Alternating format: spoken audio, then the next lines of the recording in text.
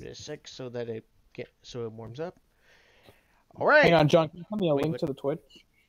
I could send a link. You're currently hosting right now? Yeah. Yeah. All right. Greetings, everybody from the streaming universe. It is I, your friendly neighborhood Cyclops, John Brown, and I'm here today with a bunch of my friends, including Lord NURGLE. Yo. Quill. Hail Hydra, comrades. Various. Hello. And my all-time favorite person to have in anything ever, Eglantine from I Love Comics. Give it up, everybody! I'm just kidding. It's Nerd Wonder. Second best person on the entire internet. Anyway. Say hi, Nerd Wonder. Oh, you said me already? Yeah. Hello! He just said you, silly. I couldn't hear. I'm sorry. At times like this, I wish I was able to talk like Eglantine. Hey, true believers, it's England team. Hey there, true Hang on, believers. true It's believers. Eglantine here. I've got it, today, guys. We're going to actually be a serious comic book critic for once. See. All right. Well, before we start mumbling, we better get focused on subject. So today, of course, is May the 4th, which means it is Star Wars Day. Hey. And Yay. to celebrate, I got a bunch of my friends on who we've already introduced, who are fellow Star Wars fans. And we're going to just generally have a little bit of fun, talk about all things Star Wars. I do have a couple of questions lined up for the guys to see if anybody has any fun answers to have. Whoa, So man. they're Are inner you, did you nerd. just say guys? You can only have, you gotta include girls because Nerd Wonder's here. You just assume my gender, motherfucker. Okay. Okay. All right. I always assume genders. Good. That's how Multiple I like it. genders. But yeah, so we need a jumping on point for Star Wars. So I'd say a good place to start is from the beginning for everyone. Like, what got everybody into Star Wars? I guess I'll start since no one else is talking. I remember watching Star Wars for the first time when it was like my 7th birthday, and my dad was like, "Okay, so let's watch a movie tonight." And I'm like, "Okay, what are we gonna watch?" And he's like, "Okay, here's this old film called Star Wars, Episode 4: A New Hope." And this is before Revenge of the Sith came out, so that was a film I grew up on. But I remember watching A New Hope for the first time. I was fucking blown away by it. And then we watched episodes 5 and 6, not that same night, but the nights afterward. And then we went to go see episode 3 in theaters. So I was just blown away by the size and scale of the original trilogy. And then I don't know. I can't say I was blown away by episodes 1 through 3, but I certainly have a special place in my heart for them. All right. And that's it. All right. I remember my very first memories with Star Wars. I was about 5 years old, and Episode 3 came out on DVD. My parents brought it home, and I was so bored by the fight scenes that I was just playing on my Game Boy. But with that, I also remember playing Star Wars Battlefront 2 and 1 for the original Xbox, and man, that game was so good. Watch those wrist rockets. Man, I need to play that game again. Take out those fighters. Just like the simulations. Gotta get back to my boys at the 501st. They're on Xbox. It's on Xbox Store right now for $10. Oh wait. I don't own an Xbox. Woo. Oh hey, Dirth joined tough us. shit. Look out! It's a man with a cardboard box on his head. You should always trust them. Vader! They're the best. It's Voodoo. Dirt murder?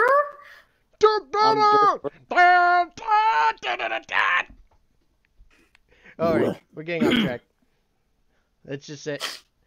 I think that was the extra person who joined us. I have one more person. I think that was the extra guy. Anyway, so Darth. yeah. Ow. So, Sorry. oh, It's my cool. printer just turned on. I'll All right. be more quiet. Getting back on track. Hey, nerd, how did you get into Star Wars? When I was a little kid, I had I have severe ADHD, so a lot of shiny pretty lights usually get me entertained.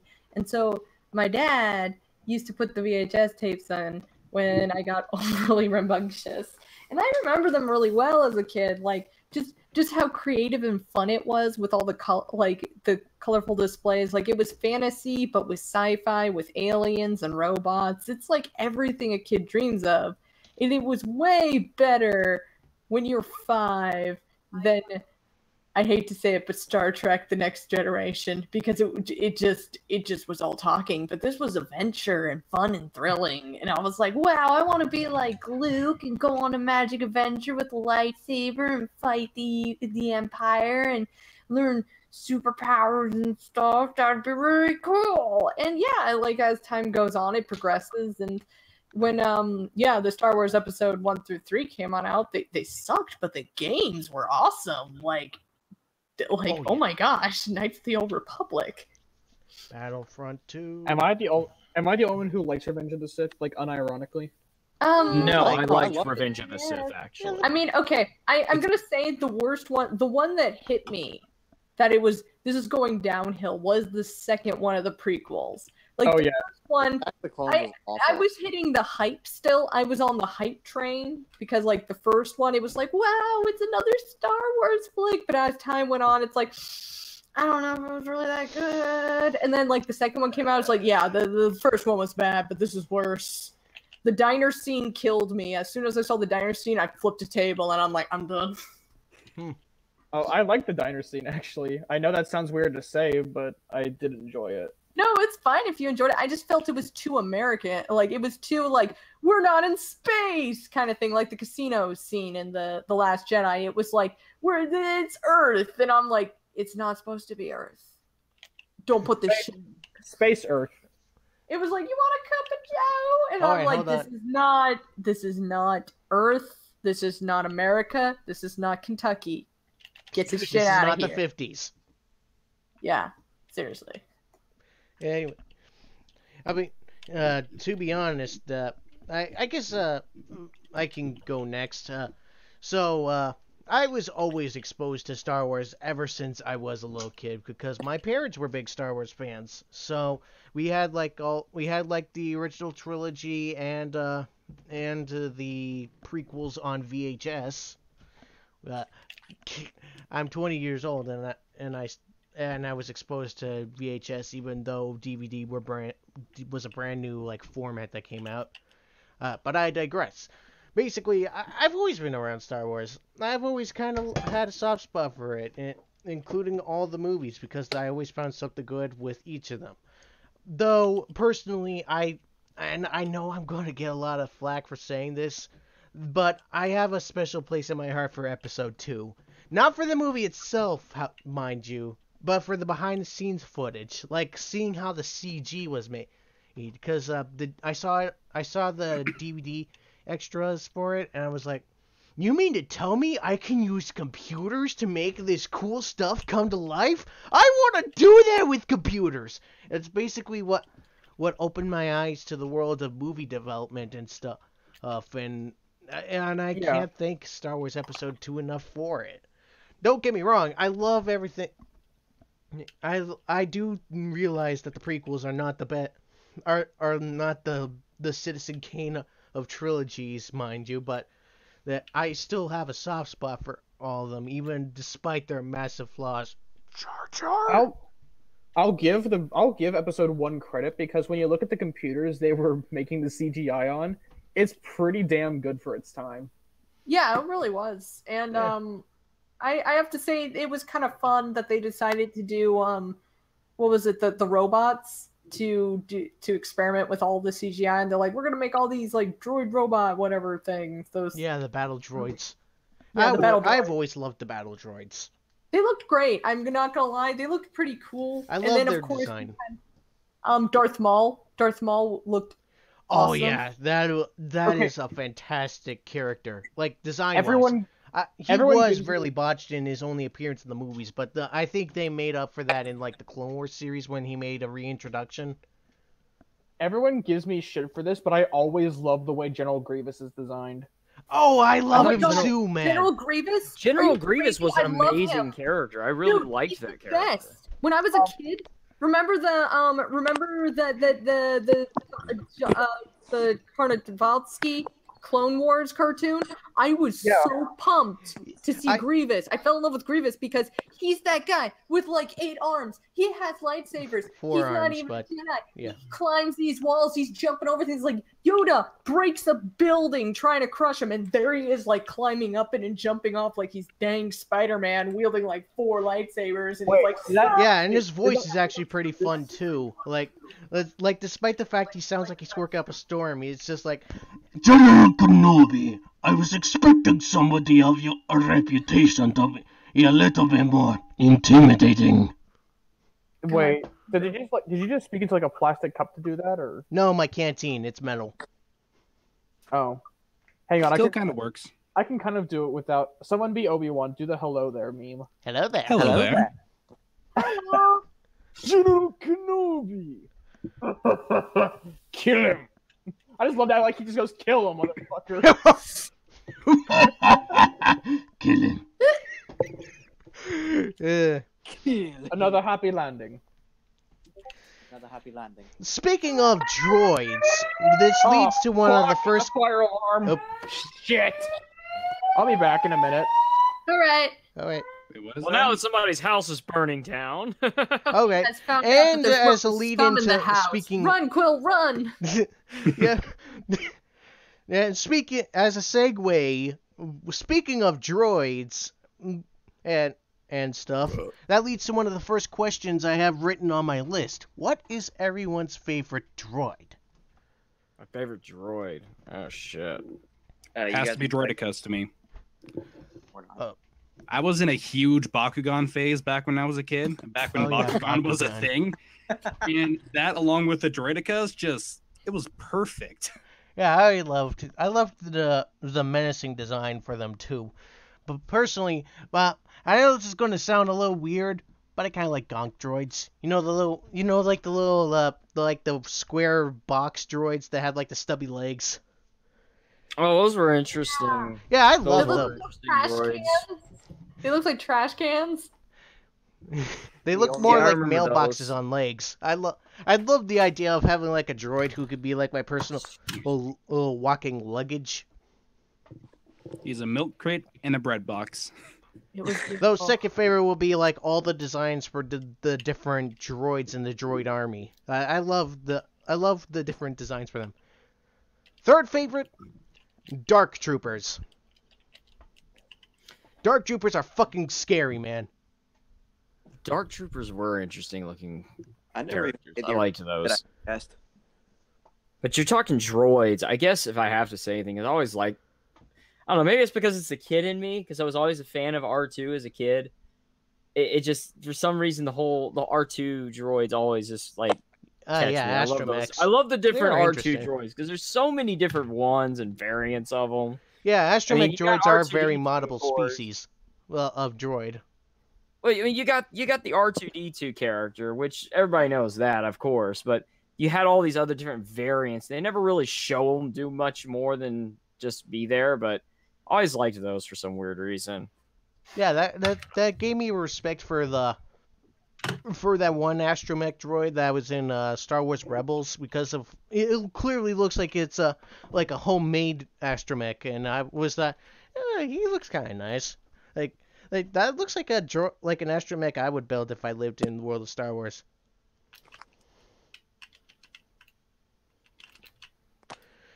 Anyway, anybody else have a favorite droid? Grievous count? Does Um, Vader count? Those are cybernetics. Okay, because Well, Grievous isn't really. Well, Grievous is a droid, though. No, Grievous is like was this was from this warrior race, and that actually looks very similar to his armor, but he completely like put cyborg in, turned himself into like a complete and total cyborg in order to become more menacing and just basically become a Jedi hunter. Oh, okay. See, I don't really actually know the history of them. I didn't watch the Clone Wars and all that stuff. The EU, man. All I've seen is the movies, to be honest with you. And I think I've seen some of the Clone Wars stuff, but not a lot of it. I know I'm a blasphemer here. What's that? I said you guys should be glad I'm here, because oh boy, I have some legend stories y'all are gonna hear tonight. This is why I'm glad I brought you on. You could be our filler character. Yay, filler! Yeah. Nep's always getting on me because I'm a huge mark for Star Wars. It's a good thing. We all love Star Wars here, I'm pretty sure. I mean, while we're doing this call, I'm twirling around my Ultra Saber. I'm thinking about downloading KOTOR right now. Wait, I think I have KOTOR downloaded. I just bought the old BioWare Knights of the Old Republic movies yesterday, actually, because I never got to play them. I was like, it's like there's no excuse for me to not play them now, and they're like $3.50 a piece right now. Wait, they are? Let's see. I have Dark Forces and Jedi Academy on Steam. Oh, and Battlefront 2. That's like a necessity. So if we're still on the favorite droid thing, mine right. basically a tie between HK-47 and Proxy. Yeah, Proxy droids are really useful. They're pretty cool. You know, as much as the new movies suck, Rogue One had a really cool droid. Like that one dude was really cool. Yeah. Did you know that wasn't me? The big one. I did like that droid. Yeah, I thought that is a really interesting design. Just like a hulking, like monolithic Igor like character. And he was really chill and cool, and he had his own characteristics and design, and I was like, that's really cool. And they're like, we reprogrammed him and whatever, and he's like, yeah, I'm cool. And I'm like, I like you already. Yeah. Oh, sorry if I was missing from the conversation. I just got a package in the Hot One sauce, if you're wondering. Oh man, nice. I just learned that the entire time that I've been practicing the Predator on MKX, practicing a long combo, and it only comes out to be 25% damage. That's terrible. I'm downloading Knights of the Old Republic. I'm gonna go fully play it finally. Never fully finished it. I should probably get it too eventually. I heard that reminds me, the Star Wars there was like, speaking of like of RPG style Star Wars games, there's actually a group effort going on to like make to reintroduce the servers to Star Wars Galaxies. You know, the old Star Wars MMO. I have it downloaded, but I never started playing it, which is a shame because I heard you could be a droid builder in that, and that everybody answered the droid question, right? Because that could actually be a lead into another question I have, which it's not on my list, but it was like, if you could live in the galaxy of Star Wars, what would you do? Like, what would your profession be? What do you think would be most fitting for you? Have you ever heard that green tech story about the Sith janitor? That sounds awesome. It was really incredible, and I just honestly, if I did live in the Star Wars universe, I would take any job because the universe itself would be amazing to live in. Sure, I may be under Empire rule if I go in the wrong century, but or separatist what do you call it? Occupation. Yeah. Yeah. Occupation. Yeah, I get it. It would be worth it. Wookiee groomer. Wookiee groomer. That's great. Personally, I'd just be an Yeah, no, like I mentioned, I would be just an old-fashioned droid builder. I'd make it like a hobby to make specialized droids for people. Like if they bring in the parts, I can like assemble. And if they want any like them to specialize, I can like modify or build droids. Of course, I bet the Empire would be like, no, oh, illegally modified droids or something like that. But it'd be like, okay. I'd be like that one guy from Clone Wars who like literally made his own droid army. That was fun. That was a good episode. That was a good storyline. Yeah. Wait, are you talking about separatist droid creations, or are you talking about Yeah, the battle droids. There's this Oh, one man, episode I of would Clone actually- Wars where this kid made found like a bunch of scrap battle droids and like rebuilt all of them, and he had his like Oh, own personal I gotta- droid army. I thought I should tell you this. I got a message from Quill. It's not a drill, that alarm. Oh shit. Oh shit! Oh, The Empire has found out he's rebel scum. He's been hiding droids. You rebel scum. He's been hiding the droids they've been looking for. Have you ever seen, actually speaking of, that was one of the most impressive ads I've ever seen, was a Best Buy store made two people dress up as Empire, Empire cadet, like a stormtrooper and an Empire captain, and they're outside and they have these signs out going, yes, they have the droids we're looking for. oh my god. That's great. It That was might the convince me best to cell buy an phone ad I have ever seen. I was like, That I might will take convince me it. to buy an Android. Wait, are you talking like Android phones? Yeah, they were selling androids. So they were Oh like, my- so they pretty much, I mean, the Best Buy was like selling Android phones. So they're like, they have the droids we're looking for. Oh my god. That's great. Yeah, I was so good. Okay. That leads Okay. in. What would you do if you lived in the galaxy of Star Wars, nerd? If I was in the Star Wars galaxy, if I couldn't be a Jedi, I think I would want to travel around and mingle with all. I would want to be a tradesman, I think. Smuggler. A merchant, and I would want to travel to all the different places and find all the cool items from all around. I Yay, think that'd you be could probably cool. sell my droids for me. I think I would be a Sith. Hey, nerd, Yeah. nerd, If you want to go home and rethink your life? what? Oh, I wanted to go home and rethink my life. You are a very why? attractive man. I That's would great, want to Roach. learn. I would want to learn Huttonese. I mean, Huttese. the Trekkies want to learn Klingon. I want to learn Huttonese. Huttese. Huttese? That's what it's called? It's Huttese. Huttese? Yeah. I want to learn that. I want to learn the language of Jabba the Hutt's people. That's like the Jeez. best. My profession in the Star Wars universe, I think it would have to be like, if I definitely want to be a Force sensitive, but I don't want to have to belong to either side of the Force. But I don't want to be a Gray Jedi because that's for fucking normies. I actually thought the that Gray got Jedi was that one got of the coolest normified ideas. when all the that got normified when all those stupid journalists were talking about it in the sequel trilogy. Oh yeah, Rey's gonna be a Gray Jedi, guys. Like, If anything, Kylo Ren would have been a great Jedi. Kylo would actually be a pretty good Gray Jedi, in my opinion.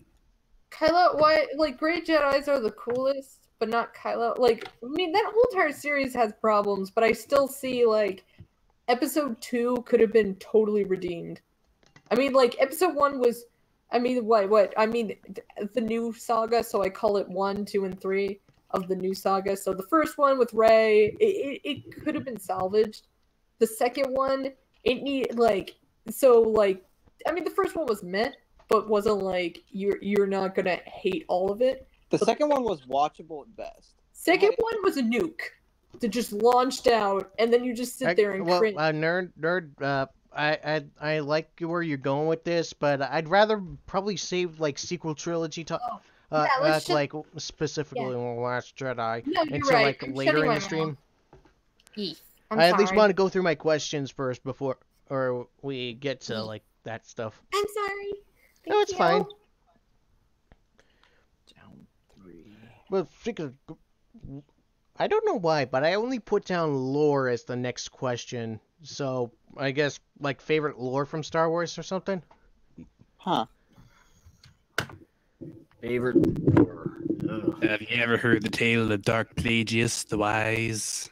Actually, Someone- I was going to say that was probably my favorite lore, just because that was one of the few things that the prequel trilogy actually did really good. It was like expanded the lore of Star Wars. You Yeah, guys can go before me. it I need did. some time to think on this. You could probably see, instead of seeing the prequel trilogy as like movies, you could see them as like animated index books for the lore of Star Wars. It's just a textbook. Yeah, it's just a textbook that it's a flip book. It's just a really big flip book. I don't know. When I talk lore, when you think of lore, I mean, I'm not as privy to all the lore, but I just love the whole idea of the Sith and how the Sith work, because they don't see themselves as villains of any kind. They're very interesting the way the Sith are, and I think that's part of my most favorite thing about the Star Wars universe. Then again, it's just because I like villains, period. But Sorry. Yeah, that's not a bad thing. I mean, there's I like so it. many interest. Like, to me, when it comes to lore, there's so many different characters that are Siths that I've never really seen explored, or that I would love to see explored more, just because I think they're just far more interesting characters. To me, they're more interesting than you had the characters like Luke and all of them. Like, I loved the there's, Force like- Unleashed, because you had that Star Killer character. Oh And yeah, I was Starkiller actually was great. upset. I was upset that Starkiller becomes a Jedi in those games, because it was like, but he's already a badass villain. Why do we have to fucking ruin this? I like this. I mean, it could have been more profound if he was the first Grey Jedi. Though, to be fair, I actually do think he could, since the idea of there being like an open path for the character and how you play them, it could have been more awesome if there was like a neutral ending where you could have became a Grey Jedi. Because honestly, I think there could have been a potential for Starkiller to do that. I don't see any possibility of him surviving an ending like that if we're going off of what the Jedi ending was. Right. Well, I mean, I didn't get to play part 2. I played the hell out of the first one. The only thing I was upset about the first one was how short the fucking game was. Dude, it was But so cool. Yeah, it was. But it was such a good game, though, that I was able to enjoy playing it again. Oh, it had great gameplay. I loved playing it. Especially all the lightsaber crystal holocrons. Oh yeah, those Yeah. were cool. Yeah, that was. I great. liked the black saber. I was like, the black saber That looked was the one badass. I was always rocking. Yeah, the black saber. Those are classic. I had the Force Unleashed for the Wii, and so I didn't really play it because I was expecting him to actually use the Wiimote as the makeshift lightsaber, but he didn't. So I was so upset that I couldn't play the game. That does sound really upsetting, actually. Yeah, that like, would have been awesome if they had done like a Skyward Star Wars Sword game before for the Skyward Wii, Sword but happened. They won't let you use the Wiimote as a lightsaber handle. That's very disappointing. Yeah. But like it had nunchuck and everything, so I was thinking, oh, maybe it'll do it. Maybe it'll do it. No. Because there's no motion sensor on the nunchuck, though. I mean, there's a slight motion sensor, but it's not. But it's not like a 3D motion sensor that the actual Wiimote uses. It's like Well, it's like the it Wii's detects which motion- direction you're moving the thing, not where it is relative to the sensor. I'm not gonna until Wii Motion Plus. You know, I'm gonna say it straight up. The Wii's motion controls were garbage. They just They were. were. I mean, no, like, it wasn't the motion controls themselves. It was the controllers. They were very piss poor with the calibration on them. I actually use a bootleg. I'm gonna be flat out blunt and say this. I have a bootleg. I have an off-brand Wii emote with Motion Plus in it, and it works just fine. Like, the motion controls that are really responsive and accurate. It's the actual Wii remotes that had piss poor motion controls. I hated them. I remember my buddy brought over House of the Dead Overkill, and he had the little pistol thing that you put the controller in, and we tried playing that, but the controls were so shit. We could not calibrate the fucker. So whenever you would aim, you were like shooting all the way down. Like you would shoot at like a couple inches down below where you were aiming the weapon at. So it was just like, I can't play this. It's like, there's no sense in me trying to play this shit. You just can't. Do you have it set so that the sensor bar thinks that it's above or below the TV? Oh, we had it set. We spent like an hour trying to fix this shit. We couldn't fucking get it to work right. Oh, yeah, that could be a problem. I mean, we bought a Wii, and that Wii did not get much play in this household. Period. That's ironic because we used to have a Wii. Okay, we have a Wii, and we used to play it all the time because that was like the only console we ever had until my bro got 360, and then my dad had bought a PS3 from my uncle. And yeah, but I think he's right though. I mean, we're getting way off fucking topic here. yeah, sorry. Yeah. We're getting sidetracked. Well, I know that you aren't going to contribute to this next question, Nurgle, very much, but does anybody have a favorite extended universe hero, like character that they like? Tag and Bink.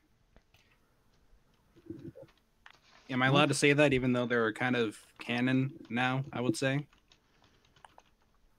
To be fair, there was some EU stuff that became canon because of the sequel trilogy. Like, there was this actually really good episode. Like, again, bringing up Rebels, there was an episode to help with main character's Jedi training in the first season. They went to that hangar in the final scene of Last Jedi. No, that is the actual hangar that they went to. It was the thing including that little crystal fox thing that was in there too. But here's the thing: it was filled with beasts, and these weird things that could not stand the light at all. They were very ravenous, and they had a brood mother who basically was like the hive mind queen of them. And the main character, this was like a moment when he ended up accidentally indulging the dark side and killed the brood mother, which killed all of them. That's why they don't appear in the movie. It's why it's empty. Oh. Yeah. That makes me like the movie a little bit more, but only about 0.0001% more. Yeah, just like you mean, like 2 out of like a lot. I mean, I like I said, I didn't read a lot of Extended Universe, and I've most of my fluff comes from movies and some of the other stuff, but I really did when I found out about Mara Jade and I read more about her and just found out about her. I loved that character. I thought that was an interesting one.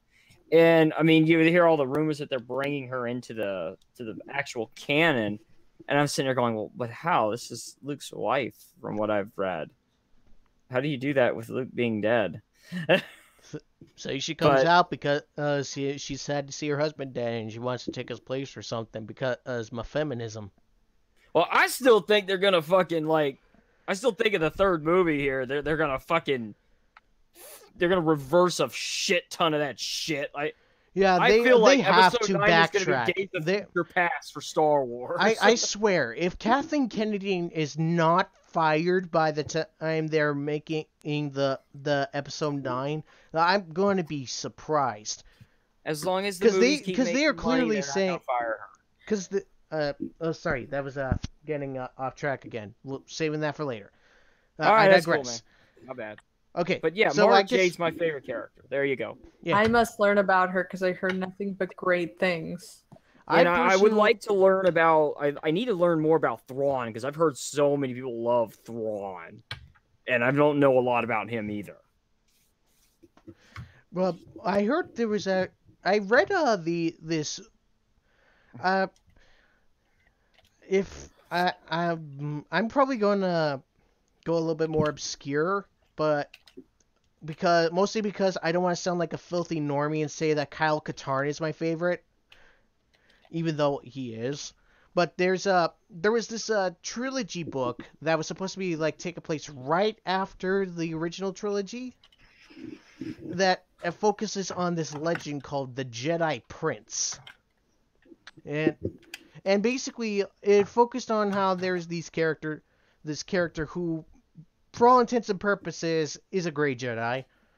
Like he was master of both light and dark side of the Force, but not through training, but like he was born of it because his father was a Sith Lord and his mother was a Jedi. And spoilers to anybody who wants to read that. His grandfather is Darth Sidious, the Emperor Palpatine. I'm making this sound a little bit worse than it actually is, but it was actually a really good like trilogy of books. Like there was a conspiracy that the father of the Jedi Prince who was the Sith guy, he came back, but that actually wasn't him. That was a person placed there by the Empire to basically be the new figure of hope for the Empire and stuff. And his real father's like this deadbeat prisoner who they keep hidden so that you don't know the truth because he doesn't like being a Sith. Basically, I like all the characters from that trilogy book. It was a really interesting read.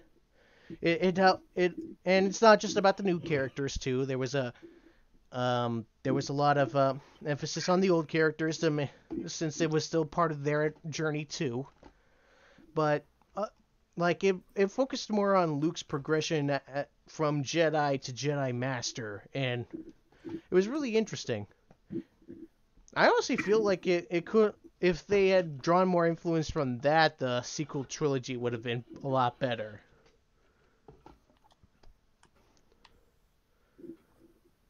That is the end of thought.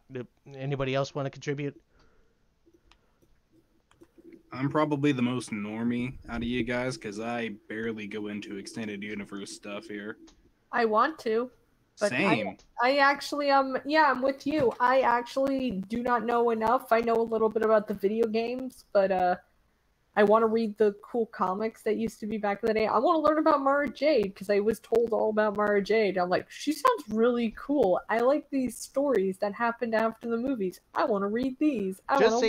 Just say your favorite EU character is Darth Nihilus, and everybody will think you're cool. But I don't know Darth Malice, so it would be a lot. It's Darth Nihilus, not Malice. Oh, okay. Oh yeah, I've seen that person before. Yeah, it's an interesting story. I think it was from Old Republic? Not Knights of the Old Republic. I think just the Old Republic. No, it was Knights of the Old Republic 2. Oh, okay. I remember that Han Solo, I think, used to have a rabbit as a team member at one point in the extended universe comics. Wait, are you saying that Han Solo was Doom Guy? Like I remember this awesome. Austin McConnell vid about this, which I kind of want to re-watch again. Let me. There's either a duck or a bunny rabbit. Googling now. Oh yeah, Jackson the rabbit. He's a legit thing, and I love it. That just makes the question: there are rabbits in Star Wars? Because I'm okay with that. I'm gonna post this over in weaponized server under comics and tag you in it so you can see. Okay. I would show It is... but I have other windows open and I don't want to make this look unprofessional. Oh, I'll just look at this real quick. Wait. Oh, he's a human rabbit. Oh. He's like Bucky O'Hare, Jazz Jackrabbit. Yeah. Jackson Rabbit, I think his name is. That's even better.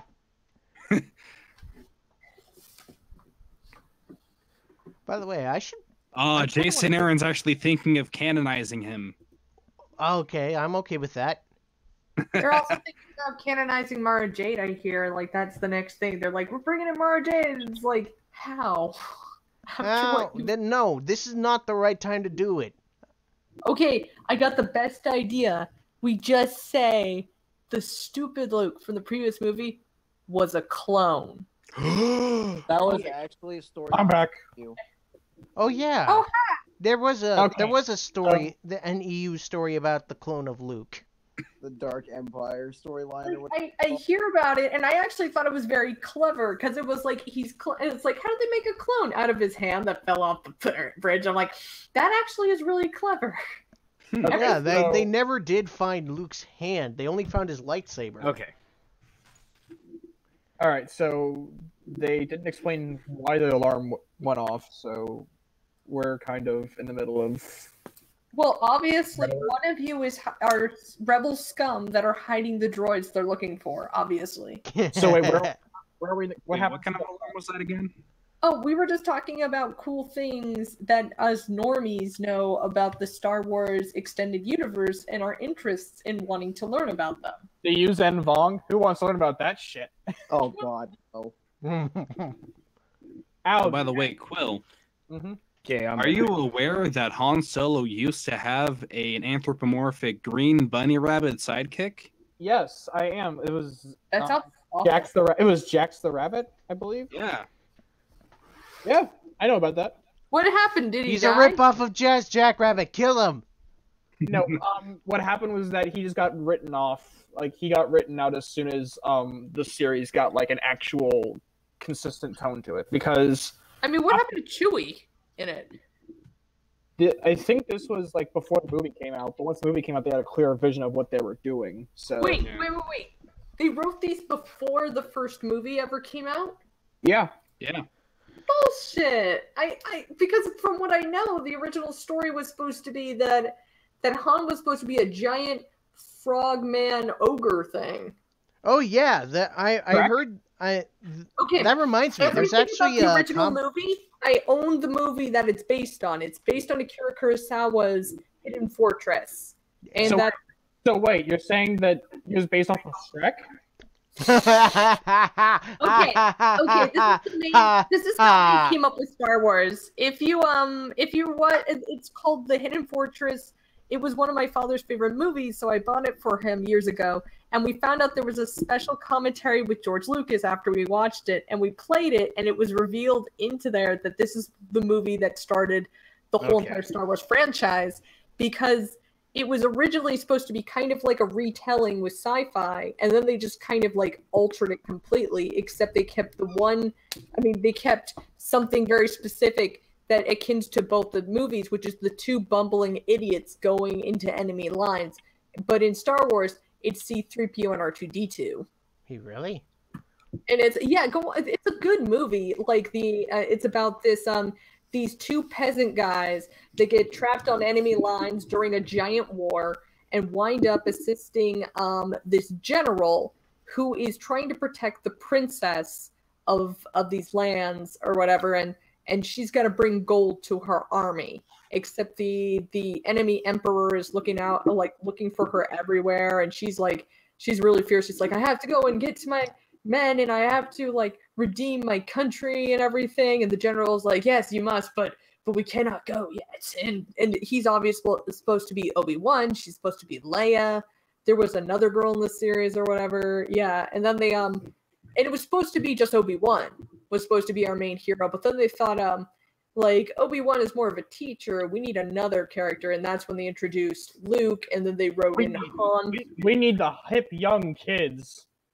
I mean, they wanted it to be the hero's journey, so they felt that they needed the hero's journey character, which would have been Luke. And then I think Han Solo is supposed to be the general that only shows up at the end. There was like this other general captain that the that our main general like beats up in a challenge, and then he just becomes their ally.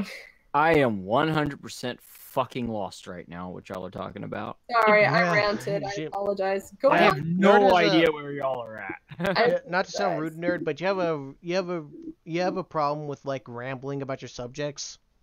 Yeah, no, just tell me when I do that so I can shut up. Just extend the patriarchy upon her. Okay, this is okay. God damn it. Okay, Nurgle. let me go fix this in 5 seconds. Star Wars episode, whatever, the first one, the original. How do you not know what it is based on the Hidden Fortress. Go watch the Hidden Fortress. Okay. Well, actually, that was 30 back to what I seconds. was going to say. They actually did make like a comic book series based on the original script for Star Wars. And they actually did show like a design for Han Solo based on what you said, and it's not that bad. But it reminds me of like Swamp Thing wearing bounty hunter clothes. Oh, I've seen that.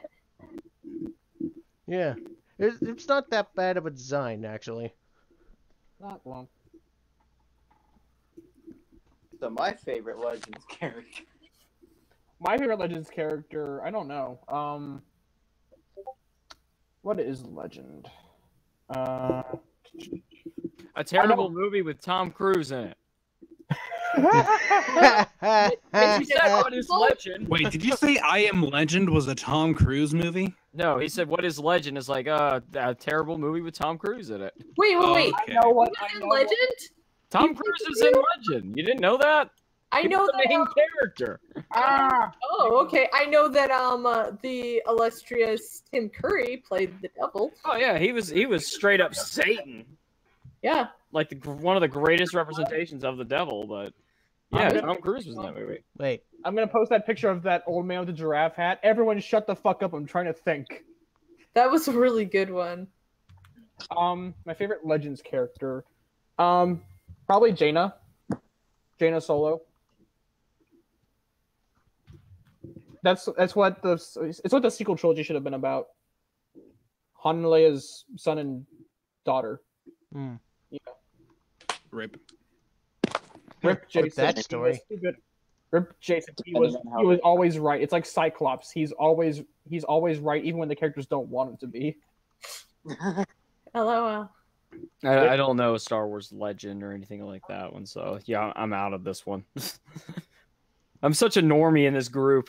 Did I miss favorite That's fine. Starfighter? I'm the most normie. If we That's have to go for- fine. You're still Thank you. fans, so that's what matters. if we're going for Legends, I'd have to say Darth Crate. So out of the Edge, the Sith. Yeah, basically. Excuse me while I try to be funny and just... There we go.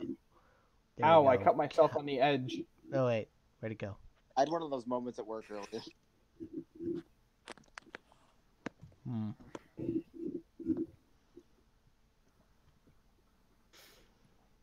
Is it too soon to talk about Solo? Yes. Just a, Come just a out yet? I mean, we can talk about speculations, but let's keep movie talk until after nerd time. All right. Okay, next question I have down here is favorite clone commander. Does this have to be commanders or can they be clones from the Clone Wars show? Yeah, Oh, I know where that'll this is count. Like any favorite clone. I'm gonna say sixes.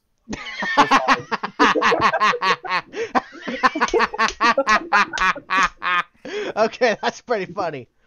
Okay, but no joking aside, fives. He was my favorite just because Yeah, he Fives was pretty great. he was one of the most well-rounded characters on the show, and he brought around the angle of clones having individualism. But if I had to pick from the movies, design-wise, Cody. Yeah, Cody Cody was always my favorite. It's a shame that he was one of the few clone commanders that actually did succumb to Order 66. The few. Well, I mean, like, it's a shame that he wasn't one of the few that were able to resist it. Okay, because that was like. That's what I meant. Sorry. Yeah. It makes me think there could have. I wish there was like a story where he was forced to hunt down like his fellow commanders that actually did go rogue, like with like Fox and Rex. It would have been like a sad story just seeing him like go after them, just knowing they were all like close companions and brothers in arms, and that they have to be against each other. Oh, also Sev. Sev was pretty cool. Yes, Sev. Didn't Rip Sev Sev. go nuts in the Rebel series? That was Briggs. Oh, right. Sev's dead. Oh. Well, no, it's implied that he died, but there's always hope. We got fan fiction. I usually avoid anything called fan fiction. It usually doesn't end very well. Peace, Well, I write fan Okay, fiction. I'm gonna defend this because that he could be still alive. Because look what happened to Darth Maul. It looked like he pretty much died in the movies, but then it was revealed he still stayed alive, and they gave him really kick-ass spider legs. I mean, that sounds kind of neat. Well, they Yeah. only lasted for like 2 episodes before we got the little chicken legs. Why did they give him chicken legs when he could have had cool spider legs? And then he got normal robot legs. Yeah, the chicken legs are the normal ones. Also, he has a brother.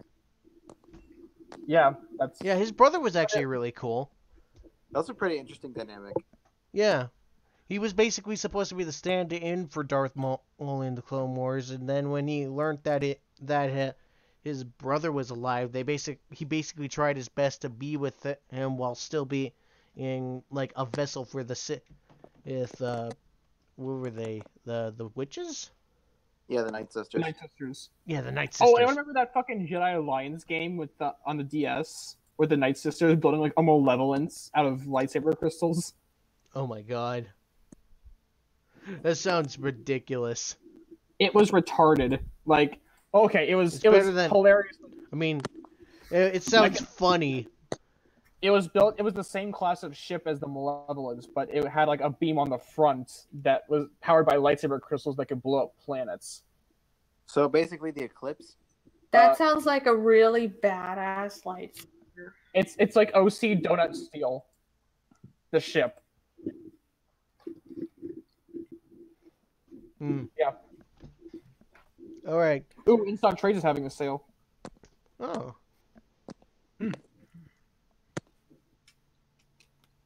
Is someone punching their computer? No. I'm not punching my computer. I'm not doing punching. I'm clicking on stuff. Doggo, did you just take a bath? Oh, you I were actually haven't been typing on my keyboard for a while, so That's why my bed is all wet. You keep rolling in it. Doggo, no. The little dog, that's why my bed is all wet everywhere. Well, things have just gotten interesting now, didn't it?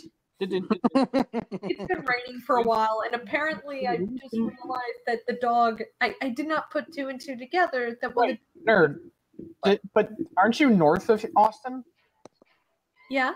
Didn't the rain travel downward? I mean, it's been raining on and off today and yesterday. I'm just kind of confused that it rains in Texas. We are Okay, not. the only Okay, place it doesn't rain is Utah. Trust me, I'm from Texas. It fucking rains there. It rains. Okay, I like to meme that we're in Cowboy State, but it fucking rains. Cowboy State is like the stereotypical cowboy state is not real cowboy state. I know. That's why I just called. Yeah, that's what I'm explaining to everybody else. Is like, yeah, what you think is cowboy state is apparently not cowboy state. I have yet to find a cactus. I find trees everywhere. Hold on a second. Cartoons I'm gonna have open up depicted the window next to my desk. Oh wait, I forgot. I still have a wrapping around it. Never mind. No wonder my room so feels like a I guess move on to greenhouse. the next question. Yeah, yeah. We're gonna make the jump from everything but Jedi to Jedi. What's your guys' favorite Jedi Knight or Sith Lord? I don't know. Hang on. Darth Revan. Oh yeah, Revan's pretty good. Norby. Darth Nihilus. Yeah, Nihilus. That's a classic character. That's classic. Yeah. Yeah, boy. If I'm gonna say one, it's always gonna be Darth Maul, just because he looked so badass with the Yeah, double Maul fucking was always great. lightsaber. I don't think kinda have a Grievous soft counts, spot. even though he did use If lightsabers. Grievous counts, I want to change. I mean, my he was vote an to apprentice to Grievous. Count Dooku, so. I vote Sith Lord Jar Jar Binks. Don't go has to into be- fan theory, buddy. But really though, I don't Yeah. give I a call fuck for what a anyone vote 'cause of says. confidence. They We didn't should've see him so die. did it, man. Was it Okay. you Abrams? People still think he's Plagueis. I hear like everybody thinks he's actually Darth Plagueis. Jar Jar. Wait, me I- so you know- please the wise. No, what they should have done at Lisa the end of Darth Last Plagueis the Jedi. Wise. What they should have done at the end of Last Jedi was reveal that Snoke was really Jar Jar. That would have been so terrible, though. Yeah, but it would have made the movie at least semi better. 0.00001% better. I've seen We're still going that on whole increments fight like that, huh? scene with the Praetorian Guard. I've seen people just change the music of it and make it a better movie. No, guys, here's what they gotta do. They gotta reveal that it was Greedo who was Snoke. Oh my god! Kylo drew first. Kylo drew first. It would be Jabba the Hutt's long lost cousin Skinny the God. Rat. from another mother. They just re-edited that scene so a flying lightsaber misses Kylo by an inch. That way he's not in the wrong. Kylo did. We'll talk about that movie later, I guess. But Yeah, movie talk a little later. I don't know. I can't even with that movie. Favorite Drunk. Jedi. Back on topic, though, yeah, Grievous if he counts, but if he doesn't count, I have to say Obi-Wan back in the olden days, too. Hello there. Honestly, Hello there. Another happy landing. actually, no, Mace Windu. It's got to be my favorite because. Oh yeah, Windu's pretty great. Mace Windu would The have been Sith Lord? Mace Windu would have been better if he at least said motherfucker at least 10 times in the movie. If we get a Mace Windu film, it's going to be rated PG-13 and it's going to be one fuck and it's going to be great. I'm gonna be a fucking contrarian and say Ray just for shits and giggles. I mean, I've got a, actually, There's you actually a talk fan about- theory that Snoke was actually Mace Windu. What was the name of that one book? How to Kill the Gays? I don't know. No, there's this one fucking book. There's this one book that was it was a Star Wars book, and it was like it was a horror story. It was like a zombie story with Troopers? fucking. That's what it was. That I always wanted to fucking read that book, but that's something I always wanted to see was like, taking the whole Star Wars universe at some point into one of those, like a darker side that's not meant for children, which will never fucking happen because of Disney's bitch ass. But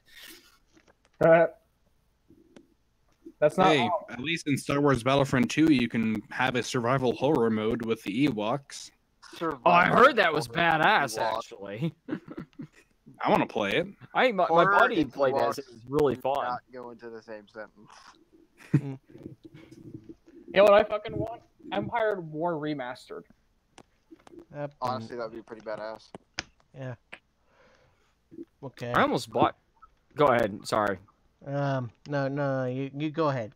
I just like. No, I was gonna say I was was mumbling to Shadows myself. of the Empire last night on the PC. Hmm. I was like, "Holy shit! I hadn't played that in years." Oh yeah, I know think it my probably friend, will not My have friend held up as Cold well. bought it. He's like a big Star Wars fan. I was hoping to get him on the stream so you guys could chat with him because he's a Star Wars fan Ethan? too. But he was not in the right mood for it today, unfortunately. Which is a shame. You probably would have gone along with him. Yeah, shout out to my friend Cold. Yeah. Cool. Anyway, you were saying? No, I wasn't. Oh, wait, somebody's glitching out. It's not me.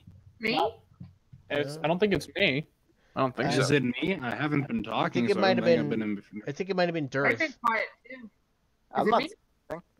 Oh, maybe it's No, I Reddit? just turned on Twitter, so probably Oh. me. Well, I- whatever it is, I think it's stopped now, so we should be good. Yeah, I just exited out of Twitter. Let's go to the next question.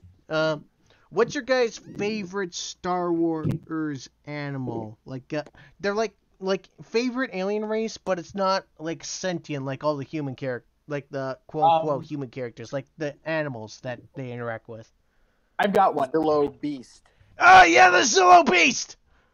That thing's fucking cool. I'm gonna say Embo's dog. You know what I'm talking about, right? The dog Embo has. Fuck yeah, that dog was awesome. I didn't want it to die, and it didn't. It's just that awesome. Yeah. That's it. Ugh. You check Wikipedia for stuff. That's what I'm doing. Aha. Let's see. Are babies sentient? Because a baby hut would be adorable to have. Shut the Oh fuck yeah, up. so adorable. They focused the entire pilot episode of Star Wars: The Clone Wars after it and called it a movie. We're talking like our favorite creature. Yeah, favorite creature. Like our favorite creature. Like $5. Someone says Rancor. I was gonna say Rancor, but That's a normie. Sarlacc pits are kind of cool too. Sarlacc. The I mean, the Sarlacc is... Rancor's the normie answer. You can't do that. I mean, I went straight to Zillow Beast. I don't know where you go from that, but get on my level. You go straight from Zillow Beast to Embo's fucking dog. That's where you go. Oh, there's You so know, many. the Sarlacc... Go ahead. Fuck. You're about to say something about the Sarlacc pit. Yeah, it's so good that freaking Boba Fett went to it 3 times. Exactly. I don't know. I just think it's like a cool creature just because it's just a fucking thing that just sits in the desert and waits for something stupid enough to walk over it. That's the Venus flytrap. If I've ever heard of one. I would put that into a D&D game if I ever had one in the desert. Oh, I have Just another. like, don't go there. Another, There's a Sarlacc sorry. pit. I have another interesting question, and that's kind of a variation of that I don't have written down. What's your favorite Star Wars race? Um, The Zabrak. I think that's what they call them. The Darth Maul race. I think they call them Zabraks. Yeah, they're a pretty cool race. That and the Schlongheads. What are they? The Twi'leks? I think that's Twi'leks? what they call them. Oh yeah, Twi'leks. I call them the Schlongheads. those are the ones who are usually green and have like the appendages that go around the side of their heads. Yeah, I always thought those were cool. Like what's her name? What's her name was one of those too. Not the I've not only the ever dancer seen chick that female gets killed. Twi'leks. Ayla Secura. Yeah, it wasn't what was Anakin's apprentice? I don't know the girl's name. Ahsoka. Ahsoka. Yeah, what kind of race was she? She was a Taruta. Yeah, Those yeah, races are pretty good too. Yeah. Personally, I like Kaminoans. I like how graceful their slender designs are. Honestly, Though I would close think second for Lasats. Those are really nice. That's like the cat thing that from Rebels. The Loth Warrior Cat? cats. The Loth Cats? Lolcats? The Loth Cat. The the Lasats. furry bait. The Khajiits? What? I'm sorry, you're talking about cat people. Warrior. They're what Zeb from Rebels was. Oh, I don't know what those are, but I was thinking of like the Loth Cats. Oh. I'd say my favorite is the Mon Calamari. Yeah, they're Honestly pretty pretty iconic. Yeah, they are. My favorite is droids. Yeah, technically that works. I mean, if droids are a species, they're pretty diverse. I mean, if we're gonna go about species, to me, it's the Twi'leks or whatever they are, the Zabraks, and whatever it is the Jabba the Hutt's race actually is, the slug things. No, that's what they're called. They're Is that Hutts. actually what That's they're called? their They're just called that's Hutts? their race. Yes. I mean, I love that. I always that was when I was a kid. I always thought that was like the coolest fucking creature in Star Wars, just because it's just this big fucking spat slug. I don't know why. I always thought it was so cool. The Huts?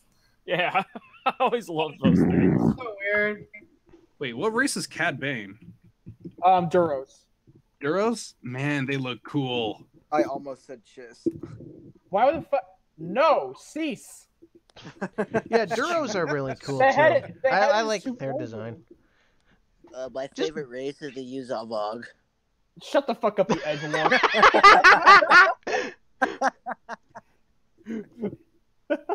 Whatever. My that favorite that race is the Luke black Oh, yeah, one because of humans. diversity. Cease your faggotry. I said cease. Cease. The chiss are just. Oh humans who are god, my good. friend Dempsey just joined. Guys, I'm cold. Let's warm each other up by making Star Wars references. Blue dabba-dee dabba-die, dabba-dee Wait, dabba-die. I take that thing back about the Duros because I realized that the Separatists were Duros and No, they weren't. No, they weren't. Those are Neimoidians. they were? Yes. Oh, Neimoidians. Never mind. Never no, mind. that's from the I Trade just saw a Federation. clickbait thumbnail and I was like, what? Well, no. Okay. Well, there wasn't really a set race for the Separatists, but they were primarily Neimoidians and Skakoans, from what I'm aware of, and Genosians. I think. Drendoshans are actually a cool race too. You know the lizard people, like Bosk. Trandoshans? Yeah. Yeah. What was that one? Zug? The Dugs? No, that's I seriously thought you were about to say Zerg. no, not the good. not the Dugs. That For the last time. no, that one bounty hunter on the Executor that Darth Vader brought in. What was it? Next to Fort Lom, it was like Zerg. It was Zug or something. Let me look him up. Circle? Zug Tossic? Dengar? Hang on, I'm looking him up. Dengar? Forlom. Zuckus. Suckus. Zuckerberg? No. Mark Zuckerberg played so much. Though to be fair, he is a pretty interesting race of his own. They either think he's a robot or a lizard alien man. I'm going with lizard people. That's me. Lizard. He looks like a bug. I'm You going won't with guy who has literally lost his soul from owning one of the most soulless corporations. The best on the way planet. to Oh, watch shit. Star Wars? Crap! He's coming after Freaking us! ads! Ads came up when I said his name! They have tainted my stream! Chaos. Chaos taints and corrupts everything. Chaos. I am Chaos also offers you a free iPhone. Yes. Who the fuck uses iPhones anymore? I do. Oh, well, I am the Normies. chaos god of death and disease, so everybody that joins my side gets a free STD I'm gonna be Oh, cut hell off. of your yeah. choice. That Sir. was a thing.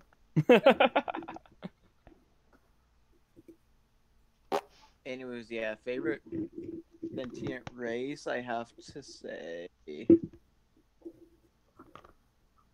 Yeah.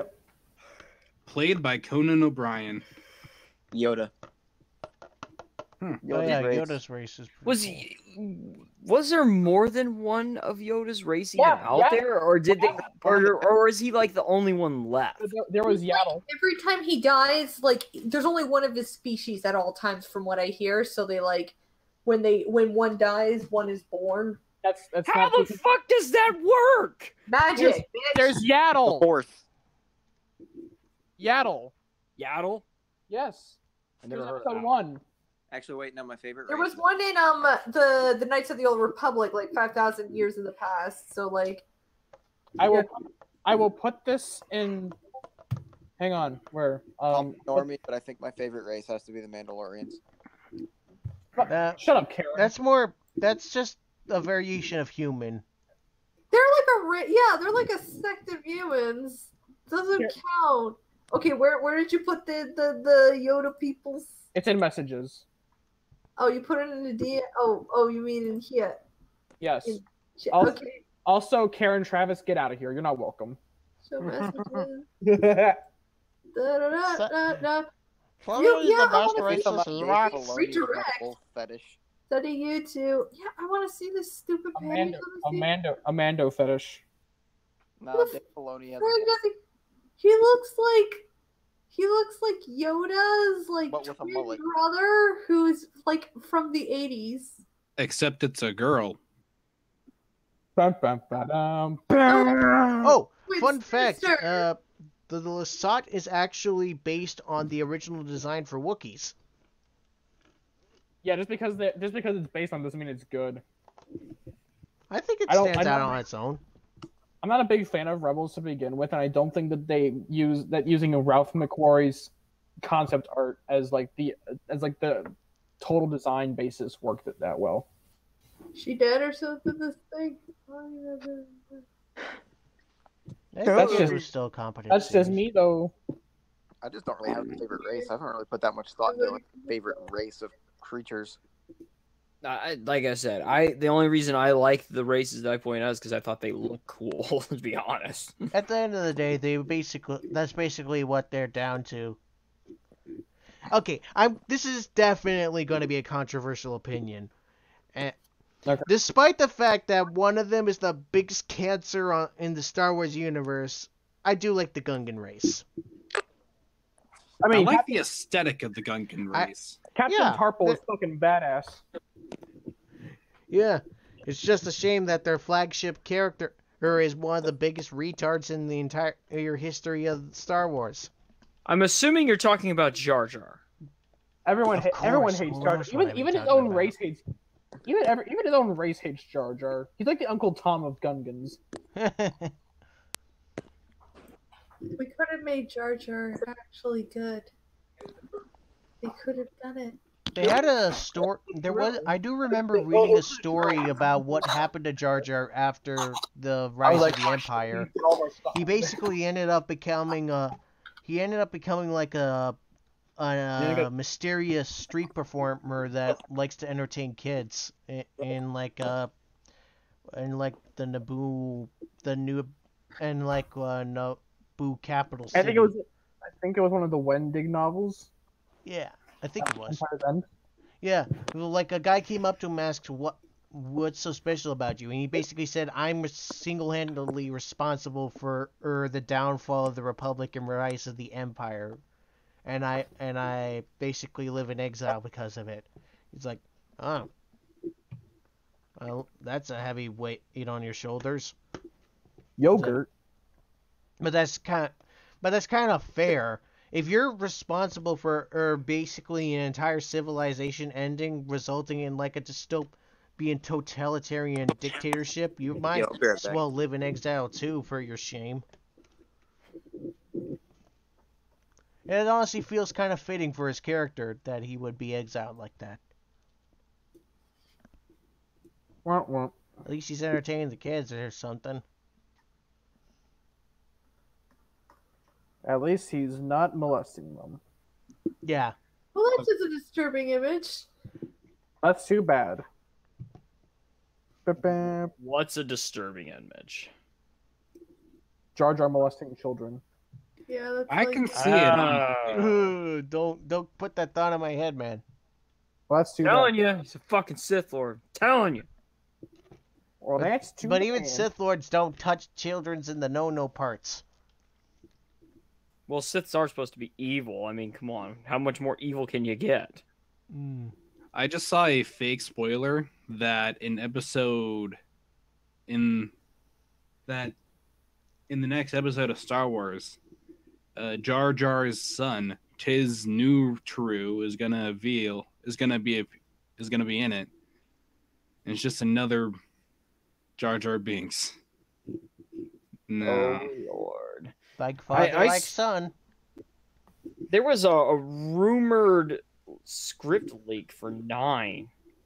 And it sounds like total shit. Wait, where is this? Put it in the. Let me get the guy that did the video on it. It came from a Reddit, so don't really put too much credence in this shit. At least it's better than 4chan. Yeah. Hey, yeah, I guess you could go. We can go there. We can go with that. Yeah. but I've heard it's I mean, it's Kathleen Kennedy Star Wars. I wouldn't put it past them to put this shit in there. well, the thing is I give a We're getting- little bit. Wait, of... we're almost done with what we have. Like one last question. Save it till after.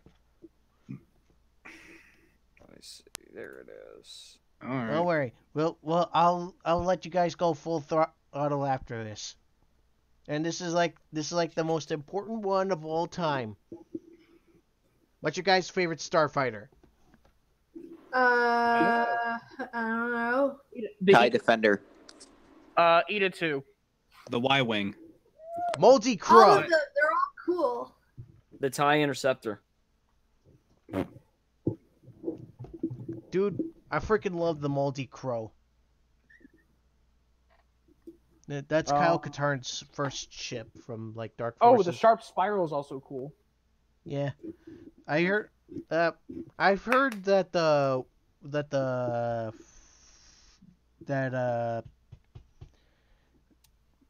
Shadows of the Empire, that ship. What was that? Here's a link to that video, by the way.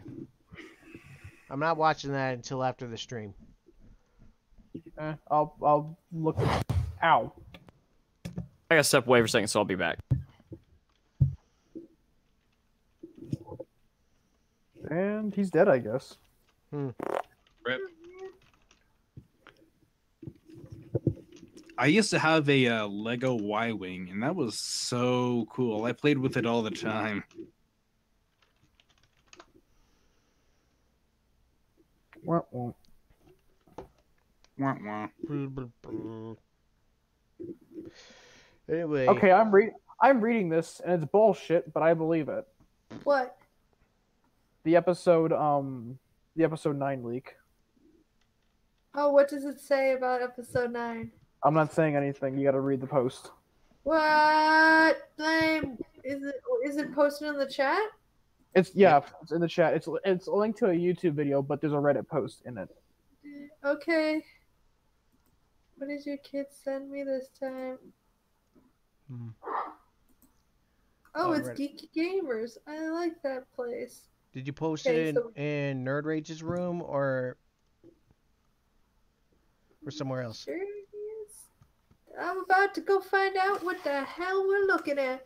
Derp derp derp derp derp. Million links a month. Derp, derp, derp, derp. I Oh, swear never to mind. God, if this is going to be, with the way the plot A looks, it's like, Jesus Christ. This already sounds stupid, and I just read like the first opening paragraph of this series. Are still holding, but she dead, so it can't work. Let's leave. This how is do you really know dumb. she died? Are y'all talking about that rumored leak of the new plot that's coming?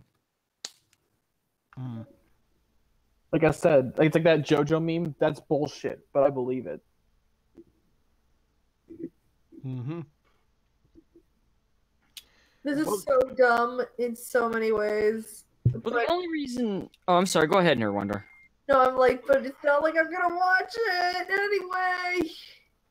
Yeah, they Well, basically... I already know I'm going to have to sit through Solo because my son saw the trailer tonight at Infinity War and was like, Dad, I got to see that. And I'm like, oh, As shit. soon as no. Solo Son's started gonna going be on, above I him. went and got food. I was like, I'm gonna get popcorn. I still wish that instead of Lando, Donald Glover got the role of Binks. That would have been a perfect cast for him. But no, he's not. But, you know, anyway, so yeah, I don't know where they're going with that speculative, like, rumor storyline being revealed, but I don't know what to say about that one yet. I have no idea what it is. This is the first I've heard of this leak. Yeah, like I said, I don't even know if it's true, and it's highly unlikely that it's true, but You can still tell then me what again, it is so I can see how but plausible then it again, is. like there was a leak of the Predator on the whole of the Predator script, the new Predator movie, and it's been pretty much dead on with what everyone's been saying that's coming from it. So there's that. And with how it's said, they can easily write out Leia. Yeah, and they're gonna have. Well, I mean, they're gonna have to write Leia. They I are. mean, Yeah. They're gonna make us cry for her a movie late. They're going to Well, pull I'm a very- Cars 3 to The Last Jedi. well, the Last Jedi. That's the thing that pissed me off about that movie was, that movie came out after she had passed away, and it's like, okay, you seriously need to kill her off in The Last Jedi because it would have made more sense, and there was no fucking reason for her to live on. But no, they didn't. And yet they kill off everyone else, including Admiral fucking Akbar. Well, and that was another thing about the movie, though. Like, from what I read up on some stuff about the film, and the guy was basically running around in the fucking fan theories and was like, "So, I'm just gonna take all the fan theories and reverse them and do opposite of what everybody else was expecting to happen." And I'm like, that's kind of cool, but you don't just do that just to do it. Like, the guy didn't give a shit about the story of Star Wars. He didn't give a shit about the lore, the fluff. The reason anybody cared or liked these characters, it was all about destroying everything he could possibly destroy in the process. Let the past die. Kill it if you have to. That was basically his philosophy. My mom There's is another ad! brave. Where the fuck is this? Strong. Well, but that's the thing, though. The Let the Past Die theme was a good theme to go with it. Yeah, that was what he was going for. Look, it's a shame I understand. It's a shame. Well, hold on, go ahead. Go ahead, Max. It's a shame because it would have worked. He was basically his philosophy is that this is going to be a vicious cycle until we just purge everything that's wrong with the galaxy. And we were going to see something with that in like Kylo Ren. It was like in his philosophy saying we gotta let the past die. This universe is too fucked up to let this keep going the way it has. I gotta go and fix it all by force. And the philosophy for the movie would have worked if they didn't backpedal on it in the last second with Rey going, "Oh, I'm the good guy. You're clearly bad guy. No!" And it's like there is a genuine reason why he freaked out because I am entirely with you right now. Because it like really fit the fact that, hey, dude, you have your mic on. I know. My computer went to sleep, so I had to reboot. Yeah, it's fine. But yeah, basically they were saying, I honestly think the film would have been a lot better if he had stuck to the guns with this philosophy of letting the past die and just genuinely keeping with that thought process throughout the entire movie. But there are a lot of inconsistencies with that philosophy, including letting Leia live, and the aforementioned twist with Rey saying, "No, I'm not joining you." Well, this is the. Am I the one who really enjoyed the meme when Leia was flying back and PewDiePie goes, "But can you do this?" that is pretty funny. The thing is like, okay, I don't.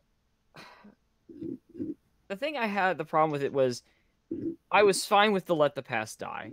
I was fine with this entire idea of, passing the torch. And that's what this movie was essentially supposed to basically be, was we're passing the torch from the old to the new. And that's what it should have stayed. But the thing was, his philosophy was scorched earth style. And it should have been more or less like, instead of Luke, fine, make him the bitter, angry old man that fucked up while training Kylo Ren. Whatever. I don't give a shit. I'm fine with that. But the fact that here comes an actual Jedi and he's like, "Fuck training you. I'm not training another motherfucker in my life. Fuck it. We'll do it." It's like, dude, you are going to die. The Jedi Order is going to die off with you just because you know the First Order is a big issue. And plus, let's not forget about the plot point of, I came here because I didn't want to be found. Well, you left a fucking map to it. Why? Because you had a reason for being there. Yeah. You knew eventually someone was going to come supposed to be for a you. reason for that, but the original purpose clearly got squandered because Johnson wanted to go scorched earth on everything. and that includes the continuity between the episodes 7 and 8. Well, and that's the thing. Abrams had a clear plan for the entire trilogy. No, he didn't. He already had the direction he was wanting to take it. And then Johnson's like, fuck that, I'm going to do it my way. No, they revealed that there was no and Kathleen Kennedy's like, good boy, Johnson. Let's keep going with this philosophy of having no more white men in Star Wars. Sorry, that's political. No, it's actually more of, you want to put your politics in? Okay, let's do politics. All politics. No, well, they revealed that JJ only had a plan for episode 7, and Rhiannon wanted to take it a different direction. He had no plan after episode 7. Like he had and you know what? And then they just threw it out the window, right? Like there was like, I have this idea for the 6 and 7, and then they just chucked the 7th one out the window, and he already wrote it. It's like, no, episode 7 to episode 8 is like Bill O'Reilly going, "Fuck it, we'll do it live." Yeah, because it wasn't his, I feel like. Isn't it just like Rand Johnson was like, no, I want it to be about me and this and all about feminism, because then I get girls. Yeah. Well, and then the other thing I about get laid it if I is, talk about women a lot. That's how dude bros do it, right? That's how women Well- like me, right? If I talk about them a lot.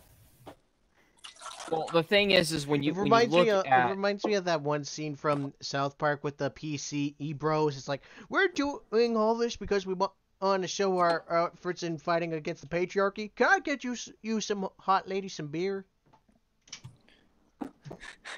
well, the thing was is like when you look at what Ryan Johnson did and where it went, and what we're clearly seeing is the fact that, let's look at other properties here, okay?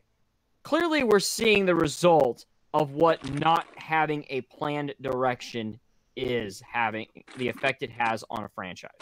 I think a good example Look of at that the entire look at the entire Marvel Cinematic Universe. You can hate it, you can love it, but they clearly knew which direction they were going. It has been a cohesive story throughout, and it has gotten nothing but money because it has done so well. I'll argue that they didn't have a set plan going forward, because the Tesseract was clearly meant to be the cosmic cube, and then it was retconned into being the space gem.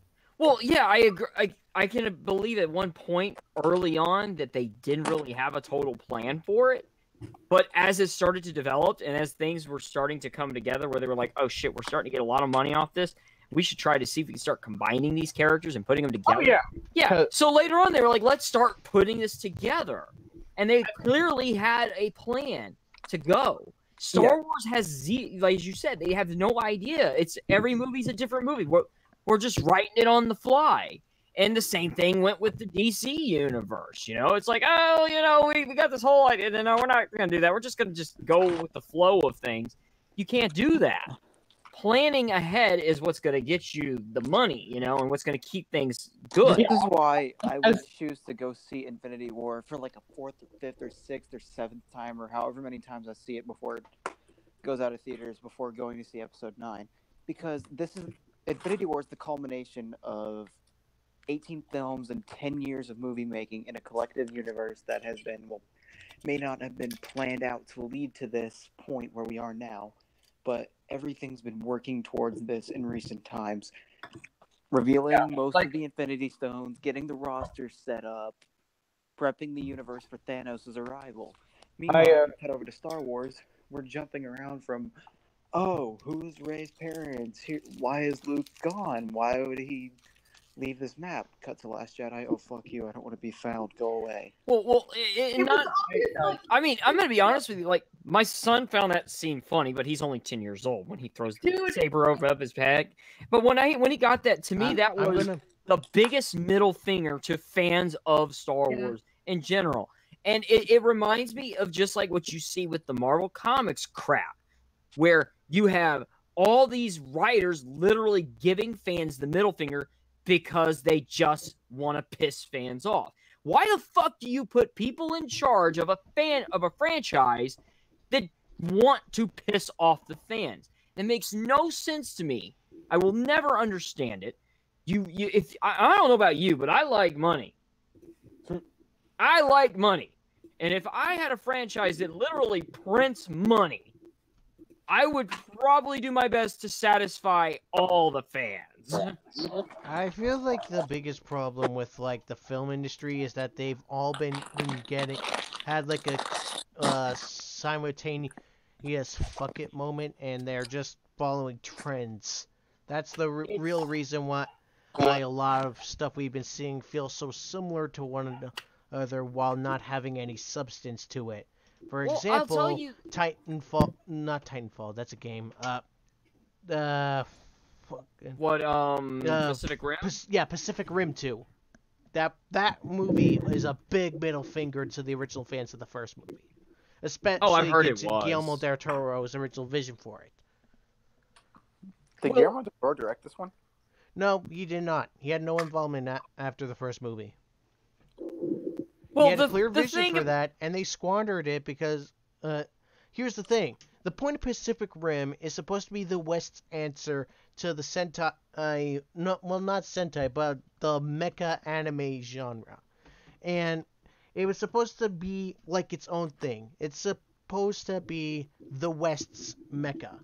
And with the sequel, they basically saw this and said, oh, it's just another mecha movie, and made it literally like every other mecha film. Like every other mecha film from the East. Here's the problems behind the Star Wars franchise. Is number one, or you can also chalk this up to all of Hollywood. Number one is every decade there's a theme for the decade, and it changes every decade, right? The 2010s, unfortunately, will be known as the decade of political correctness and political trash. Because that's all it has been about for this entire decade is social justice, politics, and fucking freaking out over the fact that Trump won the presidency. And you see that in every fucking thing. It doesn't matter what it is. I'm trying to figure out. Any movie you watch, every fucking movie is a statement now about how much you hate Trump. Every movie has to be like some sort of political statement, and it really, I think the biggest one. The thing that I've been watching recently that hits this the hardest is like Supergirl.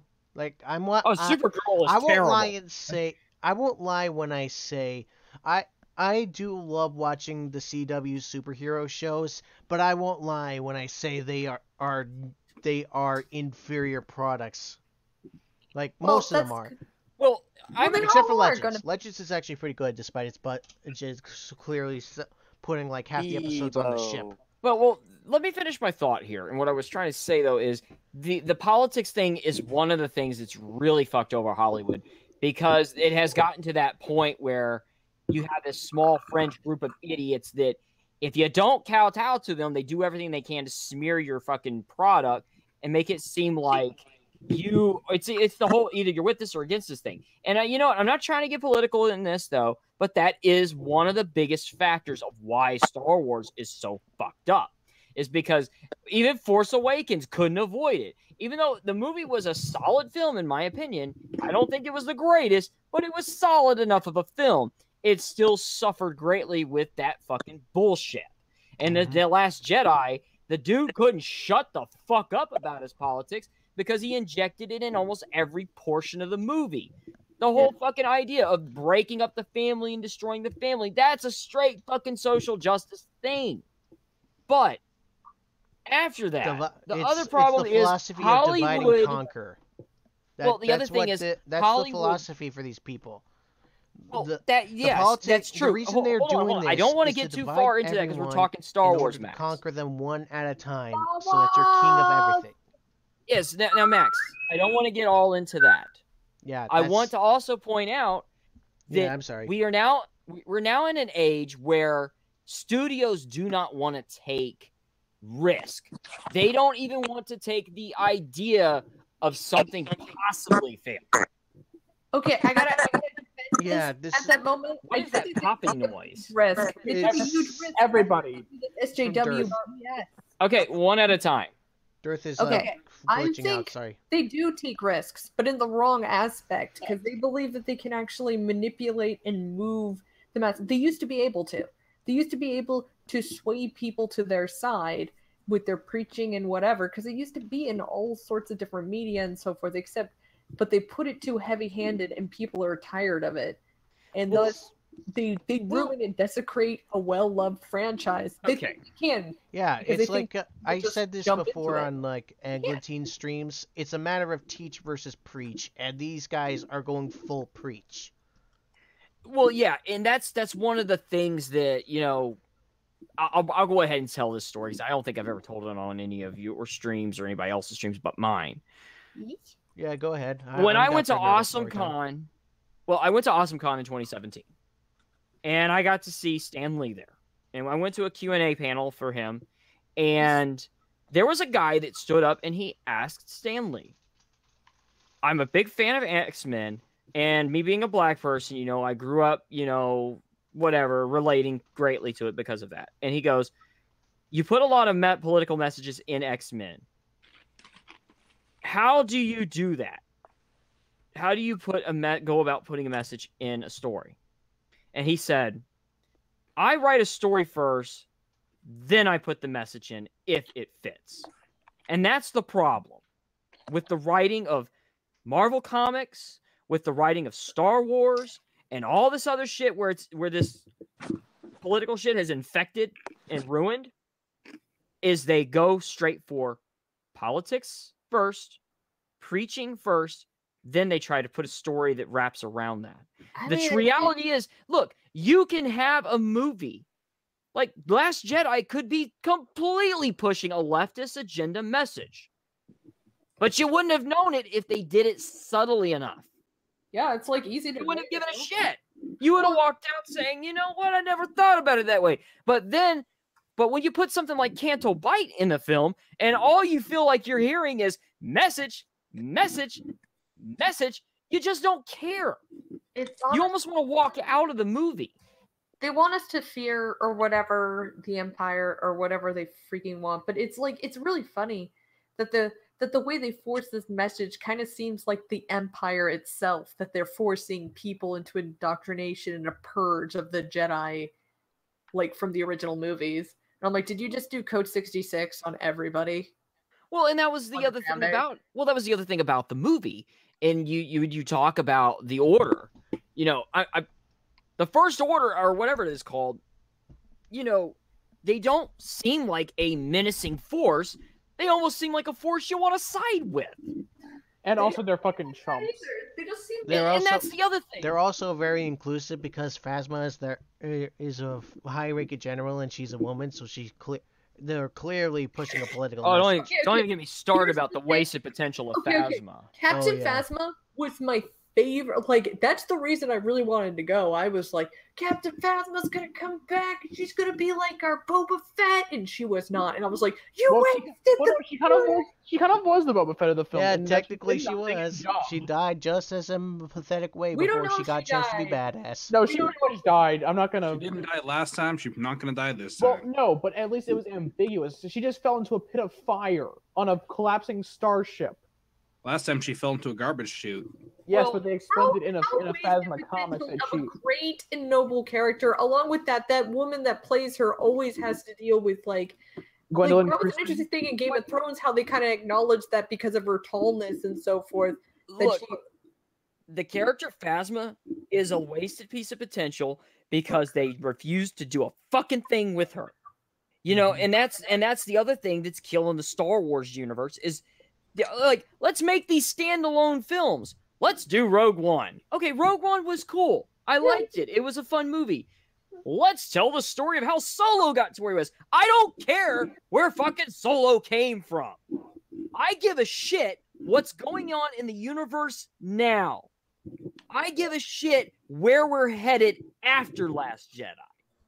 I could give a flying fuck how many friends Solo made along his way to being a badass smuggler. I don't care about that shit. In fact, the mystery of his origins makes him a more intriguing character. Yeah, especially that he probably wasn't doing anything of great importance before Episode 1, so don't bother. Instead, if you wanted to make more Star Wars movies, do it in another era, even before Anakin came to being. Exactly. That's what ruined the Old Republic. That could Yeah, they I could know, have right? just taken some that's- stories from that and made a movie, and it would have been good. Well, I mean, the thing is, that's what's ruining that character to me now. Is I don't care about knowing where he came from. I loved having that mystery. There's a reason why in the Warhammer 40k universe they won't reveal who the 2 missing Primarchs are. There's a reason they never revealed it, and it's because they want everyone to speculate and think about why the 2 Primarchs in the Emperor's army have been unknown and disappeared, or why they've been expunged from all Imperial records. Don't have an idea. I want that revealed because it would ruin it. Well, because no, I don't think that's true, because they were supposed to show the Revan Knights in the second movie, and they never showed them again, and it was kind of hinted they didn't think about them, and they just kind of like... Okay, which second movie? How much 'Cause do you bet that the Knights of Ren were actually just Snoke's bodyguards, and we just saw them? No, I think that was murdered? I think that's what they did. They retconned the Knights of Ren into the Praetorian Guard, Yeah, that's what I've heard, is that the Praetorian Guard were basically the Knights of Ren. which is he basically how they slaughtered. which is fucking hilarious considering how easily they jobbed to Kylo and Rey. But I Because mean, they're supposed to be like this super awesome fighting force of badass. Wait, I that kind of doesn't make sense because of the Everything throwaway good line of about Snoke from The Force Awakens when he said, "You, Master of the Knights of Ren," but cut to The Last Jedi, Kylo just stands up looking like he's about to punch Snoke, and they all look like they're about to kill him. How would Well, he? no, beat their here's the master? thing: is that they weren't established in the 7th movie when they were supposed, like during the marketing campaign, they were like this major thing, but they were never shown in the movie, and no one knows what the fuck they are. And that's like wasted potential. Like a squad of Jedi killers, holy shit, that's cool. But they haven't done anything with it, and that pisses me off. It's just like it's like the potential with Captain Phasma. They have this cool idea of like a Jedi kill squad, and they never go anywhere with it. I mean, and then there's the other thing that we brought up about the film was, and I know you were saying like you're not a big fan of the whole Gray Jedi thing, but that is where they should have taken Ren and Rey. Been like, oh, let's do the Gray Jedi, and then they could have had some really badass Sith that kind of appears. Bring fucking Thrawn into it, you know? Bring him into it somewhere. And the other thing is the First Order, like I said, they made them all out to be bumbling fools. They're not very militaristic strategists. You know, they're just terrible. That whole fucking exchange between Poe and General Hux was cringeworthy. Oh god, I couldn't stand that scene. That scene pissed me off because I was just like, What scene? the very beginning scene where he talks to Poe and Hux. That's not her name. Wait, who? Well, between Poe and Hux, when they're talking in the very beginning of Last Jedi. I know that, but that's what Nerd was talking about because. Oh, I thought something else. Sorry, I was trying to figure out the general. Yeah, because Hux is it's mad because they established Hux as like the general of the entire First Order's army, and it's like he can't answer a simple phone call with like the quips. Yeah, okay, like that prank phone call thing, and it was. I think people brought this up. They were trying to captivate on MCU material. It's like your Star Wars, you have a different format, you have a different. That's the thing it doesn't scream Star Wars because Star Wars has a certain dialogue, a dialect, an action, scenes. Like everything is displayed Star Wars like, and this is like we're gonna do MCU because it's kooky and popular. It's like you literally have no fucking clue how to do a Star Wars movie, do you? That was my other issue. That was my other issue I had with the Star Wars or with this movie was you could tell that they were trying to throw all of that fucking Thor Ragnarok comedy in there. And it worked in Thor Ragnarok because they knew what they were doing. That comedy works in Guardians of the Galaxy. Star Wars is not the fucking place for that kind of shit. Well, it's Star just Wars not. I'll debate you that even worked in Thor Ragnarok because the total inconsistency is the rest of the Thor universe. But that's beside the point. Is that it doesn't work in the Star Wars universe because the Star Wars universe always prided itself on being serious space operas. and along with that, it had a different style and so forth, which this movie bluntly just removed. There is some comedy into Star Wars, but it is displayed in a different way.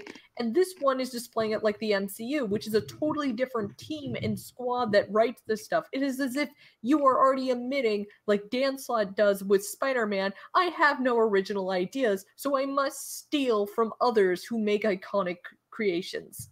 Even if those iconic creations suck, I will copy you for the rest of my life because I am a shill. And the thing is there's nothing wrong with that intro sequence of him. It would have been nothing wrong with them having a snarky, sarcastic, joking conversation between each other. But the thing is you went straight slapstick stupidity with it instead of something that kind of fit within the universe. With the whole, hey, your mom's on the phone. What? He would have blown him up. Okay, that humor, it was just ridiculous. I have a question. Did you guys see like the how it should have ended thing of Star Wars episode whatever the Force Awakens? I mean, the Last Jedi. Should we just call this episode episode 666? Sure, episode. Let's call it the last cream or whatever. Whatever it's called. What, episode 8 or whatever. So episodes 8 or whatever, like they show that part, but they actually make the captain do the, like, they couldn't stand this movie that they've just re-edited every single scene they hated, and they went into that scene and they went, wait a minute, why are we listening to that dumbass? Let's just shoot him. And it was like, yeah, why aren't you? It's not like he's threatening you or negotiating or warning you. It's like he's just being he's just shit posting over the phone. Yeah, and pretty much. Why are you listening to him? You already were supposed to be displayed as this kind of menacing dickweed that people are terrified of. I don't think I've ever seen. And yet every second he's been like humiliated and demasculinized just for the sake of a joke. It's because he looks like Richard Spencer. That's why.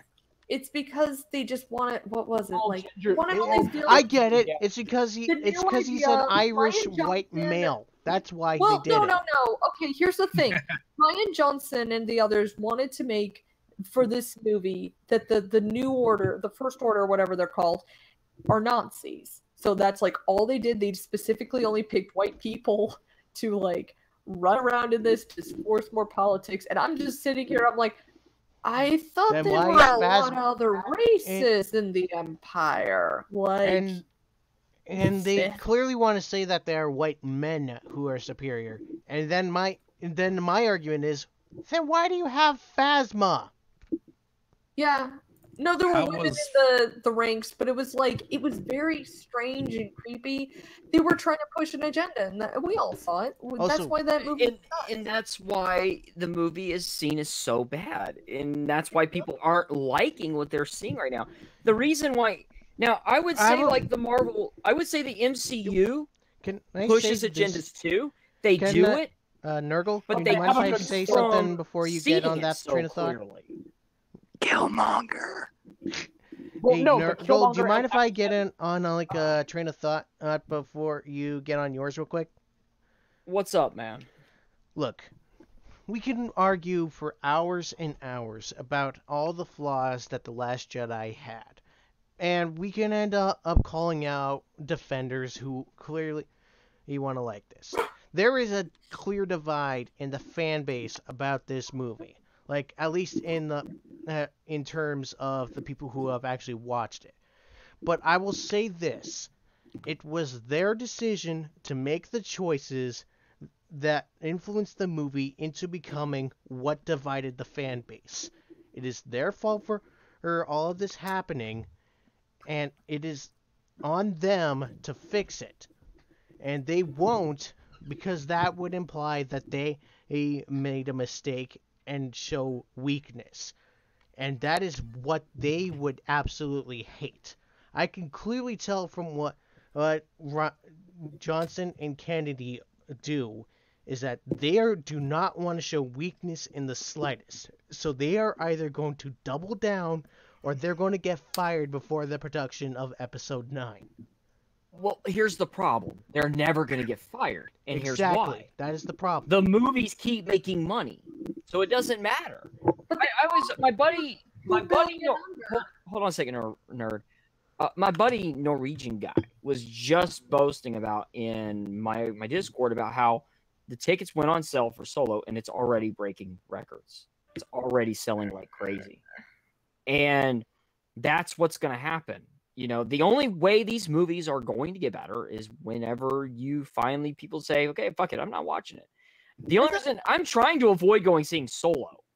Okay, I'm gonna tell you that there's a problem with that, and it's that it's the same reason that Disney bought Marvel, is because no matter what kind of crap they present to you in that company, people are gonna buy it, which is the saddest thing, because it's like, oh, this is so terrible. I'm like, stop buying it. They're never gonna change it because the people that run this company right now don't care about you.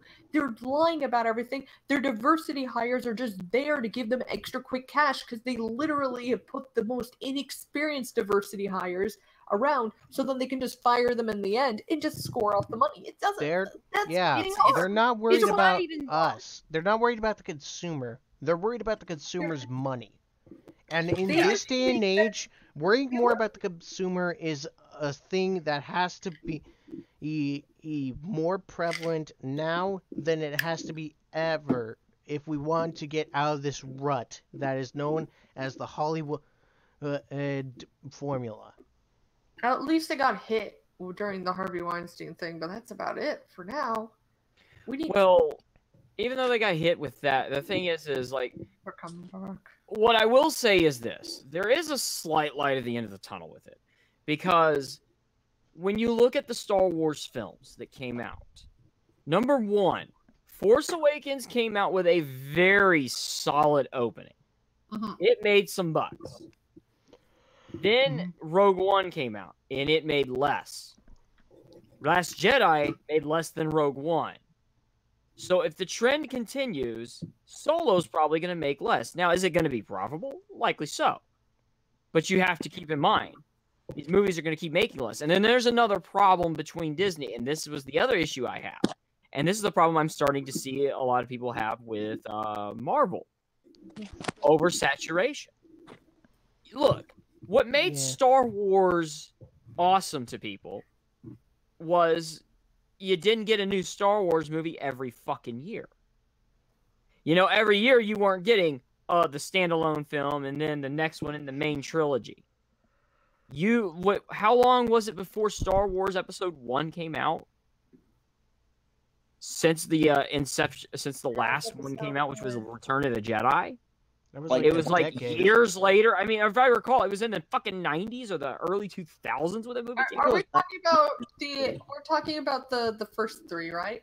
We're talking about episodes 1, 2, and 3. Oh, episodes 1, 2, 3 came out I think 3 years apart. Each one. Well, they did, but he planned the 3 films. Oh yeah, they planned. But the thing is, okay, it came out in 1999. We can literally. The last Star Wars movie prior to that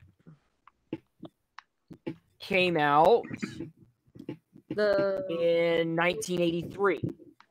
So when it came out, it was fresh. It was, holy shit, a new Star Wars movie. Yep. And that's why it got all the money it did. But now it's, Force Awakens has come. Cool, we haven't seen a Star Wars movie since fucking Return of the Sith, right? Or whatever it's called, Revenge of the Sith. Like 10 years? Yeah, and let me see, Revenge of the Sith. I'll just put in episode 3. I'll have the year in just a second. So I know Force Awakens came out in what, 2015? 2005 was the last Revenge of the Sith. Was when Revenge of the Sith came out. Yeah. So here's the gig. Here's what I'm trying to say though is, after Revenge of the Sith, we didn't get a new movie until Force Awakens, which was just a couple of years ago. And that was 2015. Now, you had a span of 10 years before a new Star Wars movie was made. That's why it made money, because it's the new Star Wars. It just came out. It's been 10 years since they had one, and they're continuing the trilogy finally, or the series. And then in 2 years later, well, in between that, we had Rogue One. And then Episode 8. And now Solo. And then they're going to do then Episode 9. And then there's going to be another one. Every fucking year, they are becoming literally the fucking Assassin's Creed of movies. Oh God, you do not want to be the Assassin's Creed of movies. And that is why, and as you keep punching out quantity, quality keeps dropping. Why? Because they got to hash this shit out fast. They got to get it on the market as quick as possible. So you hire the hack shit writers that are not going to write well enough. You don't fucking give a shit about what's put out there because it doesn't matter. People buy it anyway.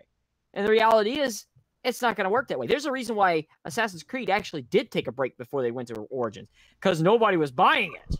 People were getting sick of it, and the movie was a flop and a half. Yeah, yeah. here's the They've issue, been even Hollywood Assassin's Creed was well, like Marvel's. Like from what I noticed is that the movies used to be the big powerhouse, and I think as well they feel threatened by a lot of issues that are going on, which is that they've never seen such a threat as video games have ever been, which is video games literally are making mints off of them. Like, I already know that they just took a huge chunk out of the media entertainment industry when they started shooting off like from the PS2 era.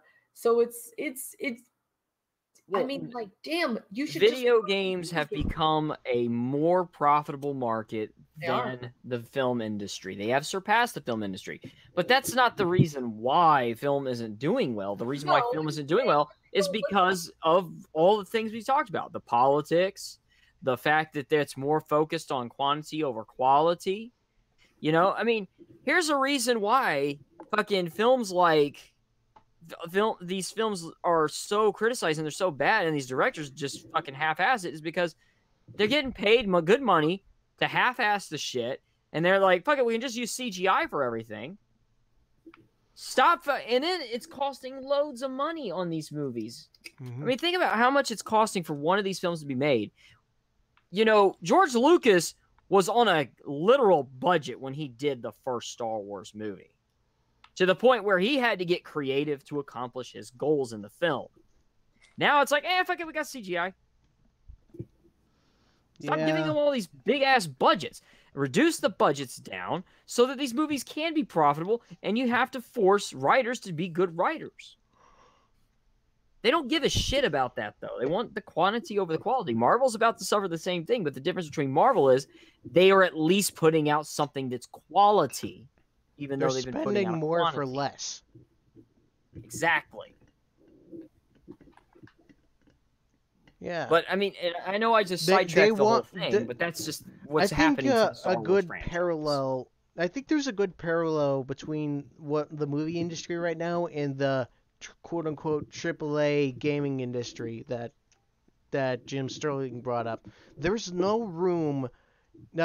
Hollywood is making no room for mid-tier quality, like middle shelf movies, like the ones that you know will make some money, but not all the money, and it will have a recurring audience who would be glad to get more of it. They're more worried about everybody coming in to give all their money. They're worried more about trying to get your money and not get your attention. Well, I mean, when you look at the video game industry, that's the biggest issue that happened with the game industry is you don't have AA products coming out. You only have either AAA or indie. Yeah, and the closest we've had to that is that one Viking game. What's the difference between what's a AA standard? Well, AA is like a middle ground game. It's a mid-tier game. It's not comparing to comics. Wouldn't the Atlas franchise with like Disgaea be that? Because there's a plenty like that, except we don't see commercials with them anymore because only AAA titles get those. The indie groups and the AA's don't do that, and there's plenty of them that aren't AAA titles that they just have the cult followings, which are, as I said, like Disgaea. I know a lot of Atlas games are on that tier. They're not AAA titles. I would say, like, you want an example of like a AA game? Dante's Inferno. Harvest Moon is definitely a AA game. I would say something like Dante's Inferno. I don't know if you've ever played it. No, that is a AAA game. I know this because it was made by EA, and they literally hired the God of War people to make a. It doesn't have to be just because it's made by EA doesn't make it AAA. It's a AAA company. it doesn't matter. They were still on a very limited budget with that, and they had to work their ass off to get it, and it was a good game. But the point I'm trying to get at is there is no room for that middle market. There's no room for movies that just do decently. You ever notice that? I mean, in the movie theater sales are going down more and more every year. It's again like Jim. The issue with the gaming industry is that there is room to advance. Meanwhile, the film industry has been so stagnant that you can only be in one place, which is California, Hollywood, to make films that'll actually be recognized and so forth, because they have locked themselves away in a little tiny bubble that is becoming too hard to get into and make more interesting stuff. Meanwhile, video games, and this is why they're so successful, is that you can go anywhere and make one and present it to everyone. That's also why the media is afraid of like things like YouTube. It's because anybody can make their own movie and people would rather watch that than what's on TV. And it's because they've trapped themselves into their walled bubble, and now they have to face the consequences. Video games, literally, if you don't like what's going on in the video game, like in that company, there's probably going to be 3 other companies that'll give you an alternative that are nicer, or you have the chance to make your own. This is the type of time period we're working on. Meanwhile, the Hollywood companies, they just can't. They don't even want to, though. No, I mean, I get where you're coming from there. And the thing is when you sit back and you look at this franchise that we all love, because that's why we're all here, is because we all do love Star Wars. Yeah, we do. I may not be the biggest, greatest fan of it, but we all do love it. And that's why we're here yelling and griping about it, is because we're pissed off at where it went. And I don't know how they were ever going to steer that course right. I don't think Kathleen Kennedy's ever going to get fired. You know, it's just... She can't, because she's who took over the company, and that's what... Well, no, that's the thing that's wrong. That's where you're wrong. Disney can walk the fuck up and say, fire her. She's done. Because they own that company. They own them. They can come in there and call the shots. Just like Marvel. They can walk right the fuck up into Marvel right now and say, Joe Quesada, fucking, you're fired. You're fired. Get the fuck out of here, Sebastian. We're hiring new people. Didn't they do it to Alonso, though? So I'm pretty sure. They did. Okay, this is what's going to happen, though, because we think Revor got passed up twice now. Yeah, okay, here's the thing about it. It could get worse if Comicsgate gets any more, more interest, and they start dropping, and people start dropping that book more, which I'm hoping they will delete. They will liquefy all the heads right then and there and just keep Cebulski and say, pick out new people. We don't want any of these people, or this is going. This can't happen, because I think Disney is a corporate shell, but I like to think of them right now as Capcom and not Konami. So we have a chance. It's not EA levels yet.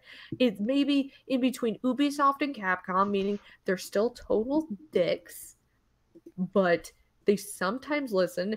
They still pull the dumbest stunts ever. And yeah, they're corporate shills, but at least they're not as horrible and scummy to other companies, their workers and so forth, and their creations as others would be.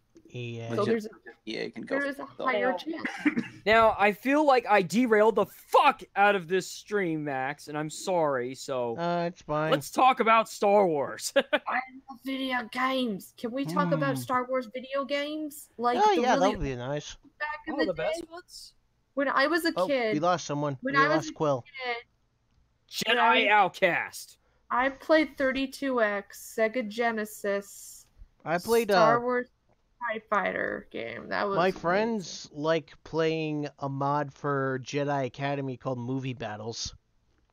What does that do? It basically makes Jedi Academy a whole lot better and makes the lightsaber controls really good.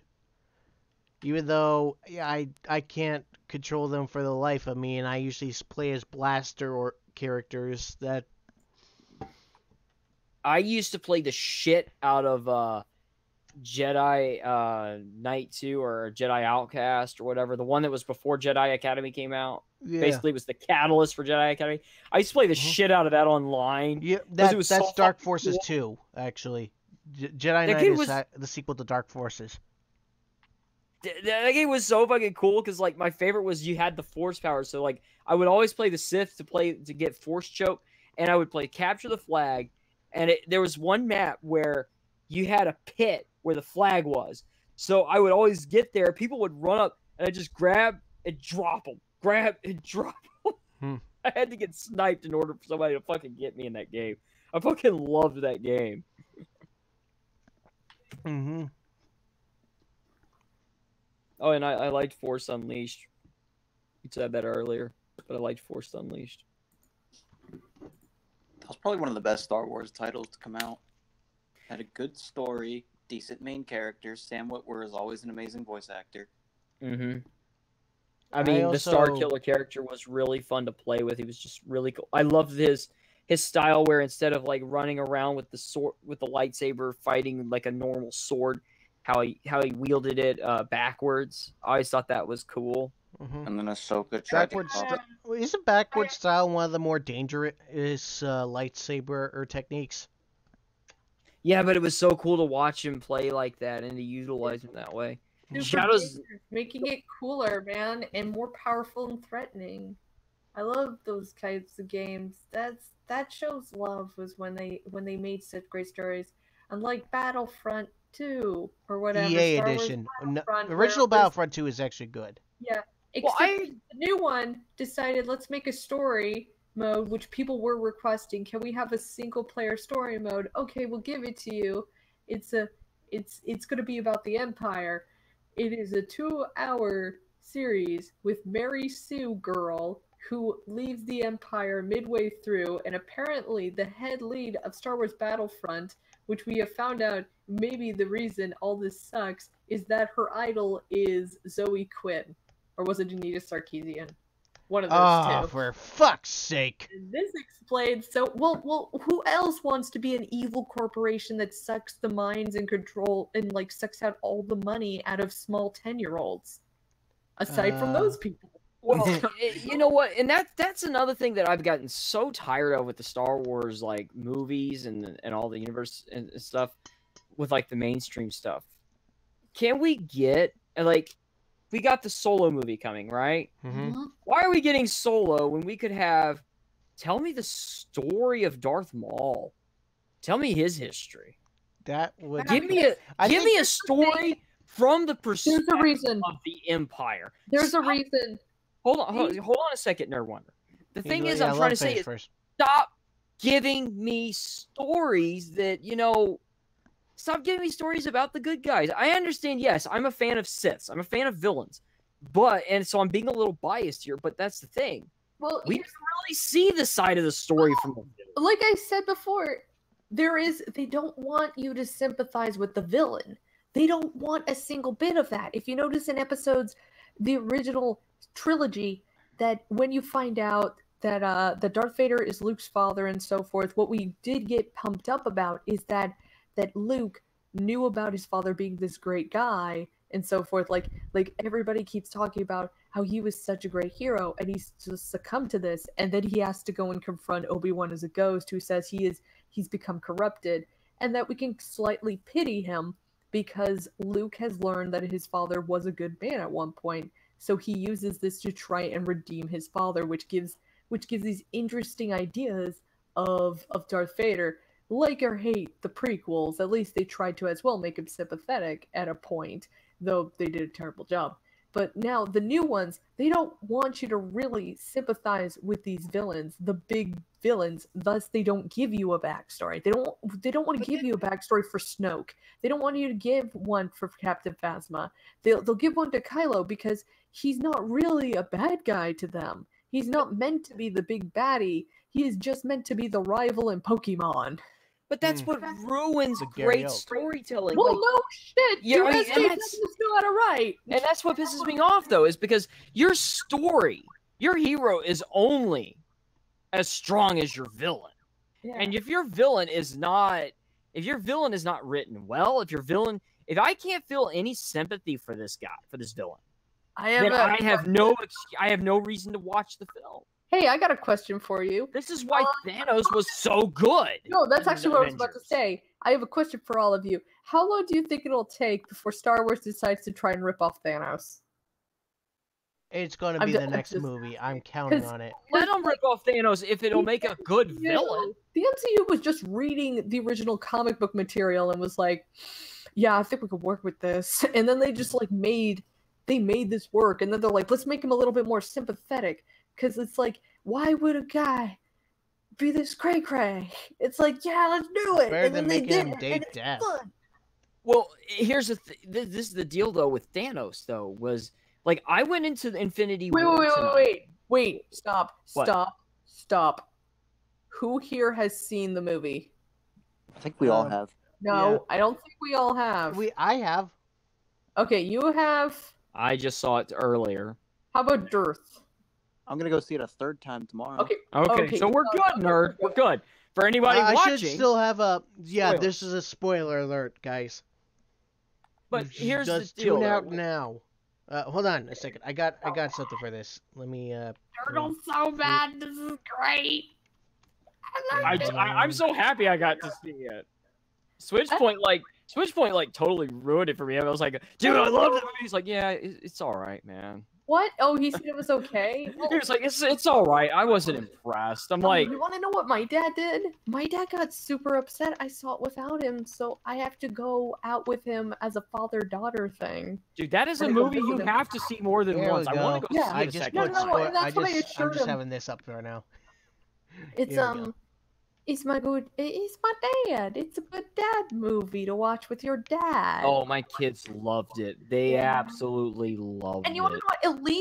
It leaves at a point. That whole entire movie, though it leaves with such a I want the next one. It leaves where it concludes, so you don't feel like it is such a heavy cliffhanger, and it gives you the light of hope at the end. It's kind of like the Lord of the Rings. You should like, totally the change trilogy. that to red, Max. What? Oh, okay. What he's doing That's a on the good idea. stream. That's a good Well, idea. but back on the topic there though, the thing was There about we go. Thanos is like I went into Infinity War, and I didn't know a goddamn thing about Thanos because I never read anything about him. I never cared about any of the stories of Cosmic Marvel back then. I never cared for those. knew I a was little just bit a about fan of Spider-Man and X-Men. I know that feeling. And Right. and so when I watched this movie and I saw how they portrayed Thanos' motivation and showing what he did to his daughter, Gamora, and showing that he was willing to sacrifice his daughter for what he felt was the greater good, you could see. And the thing was, is like you felt for him because you knew why he was doing this, and you could understand that, okay, he's doing this because he wants to bring balance to the universe. He's seriously trying to fix this universe. Like, And I he- agree. Like, I totally agree. Even though his actions were completely stupid, but Yeah, he was a douchebag above all douchebags. I mean, he's pretty But dumb. You but understood. You understood him. And that's the problem I have with the Star Wars franchise right now is, for one, I could give two shits and a fuck about Snoke. I never gave a fuck about him in the first place. I could care less about Hux. I don't care about the First Order or whatever the fuck they are. And I don't give a shit about Kylo Ren. Kylo Ren has come out to me to be a whiny little brat. He's not a menacing villain in any way whatsoever. And He's he doesn't Anakin's bring anything grandson, new to alright. it.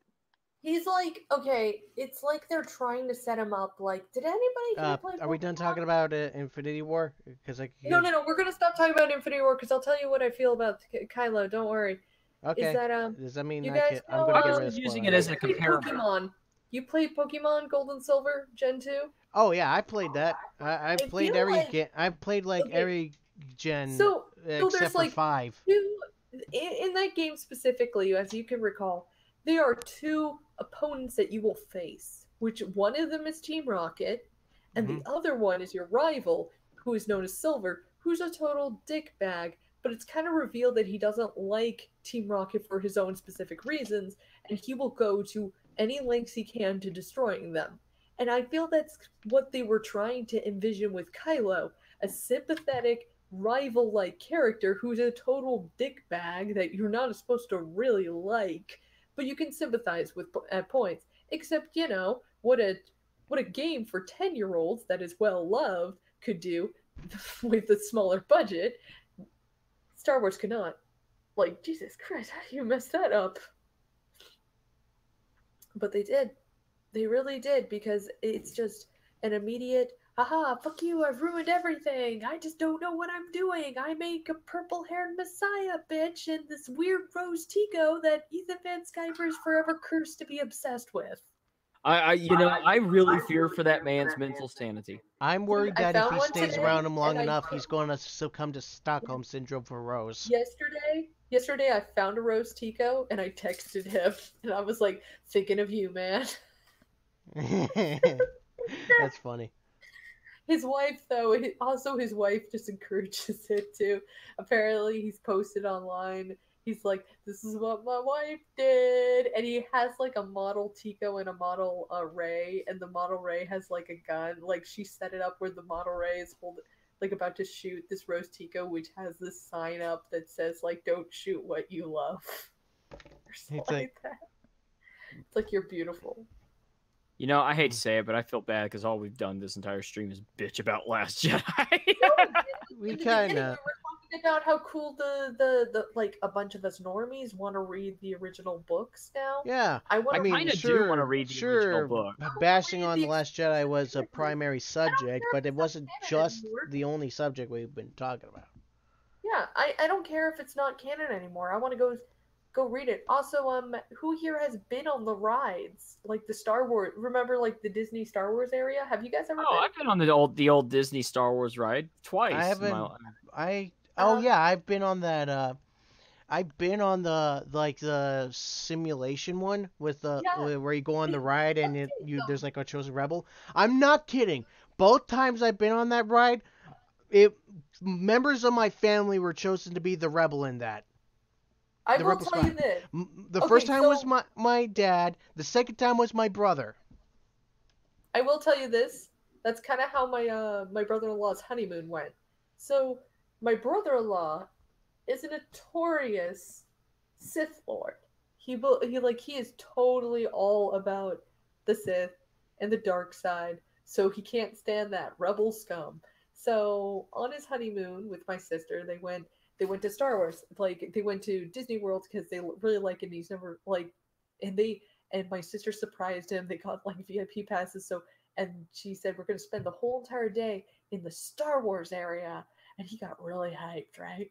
And they were like going on that simulation ride. Well, apparently, I think he like stated this outside a little bit too long. So the staff kind of took notice that he kept talking about the Sith.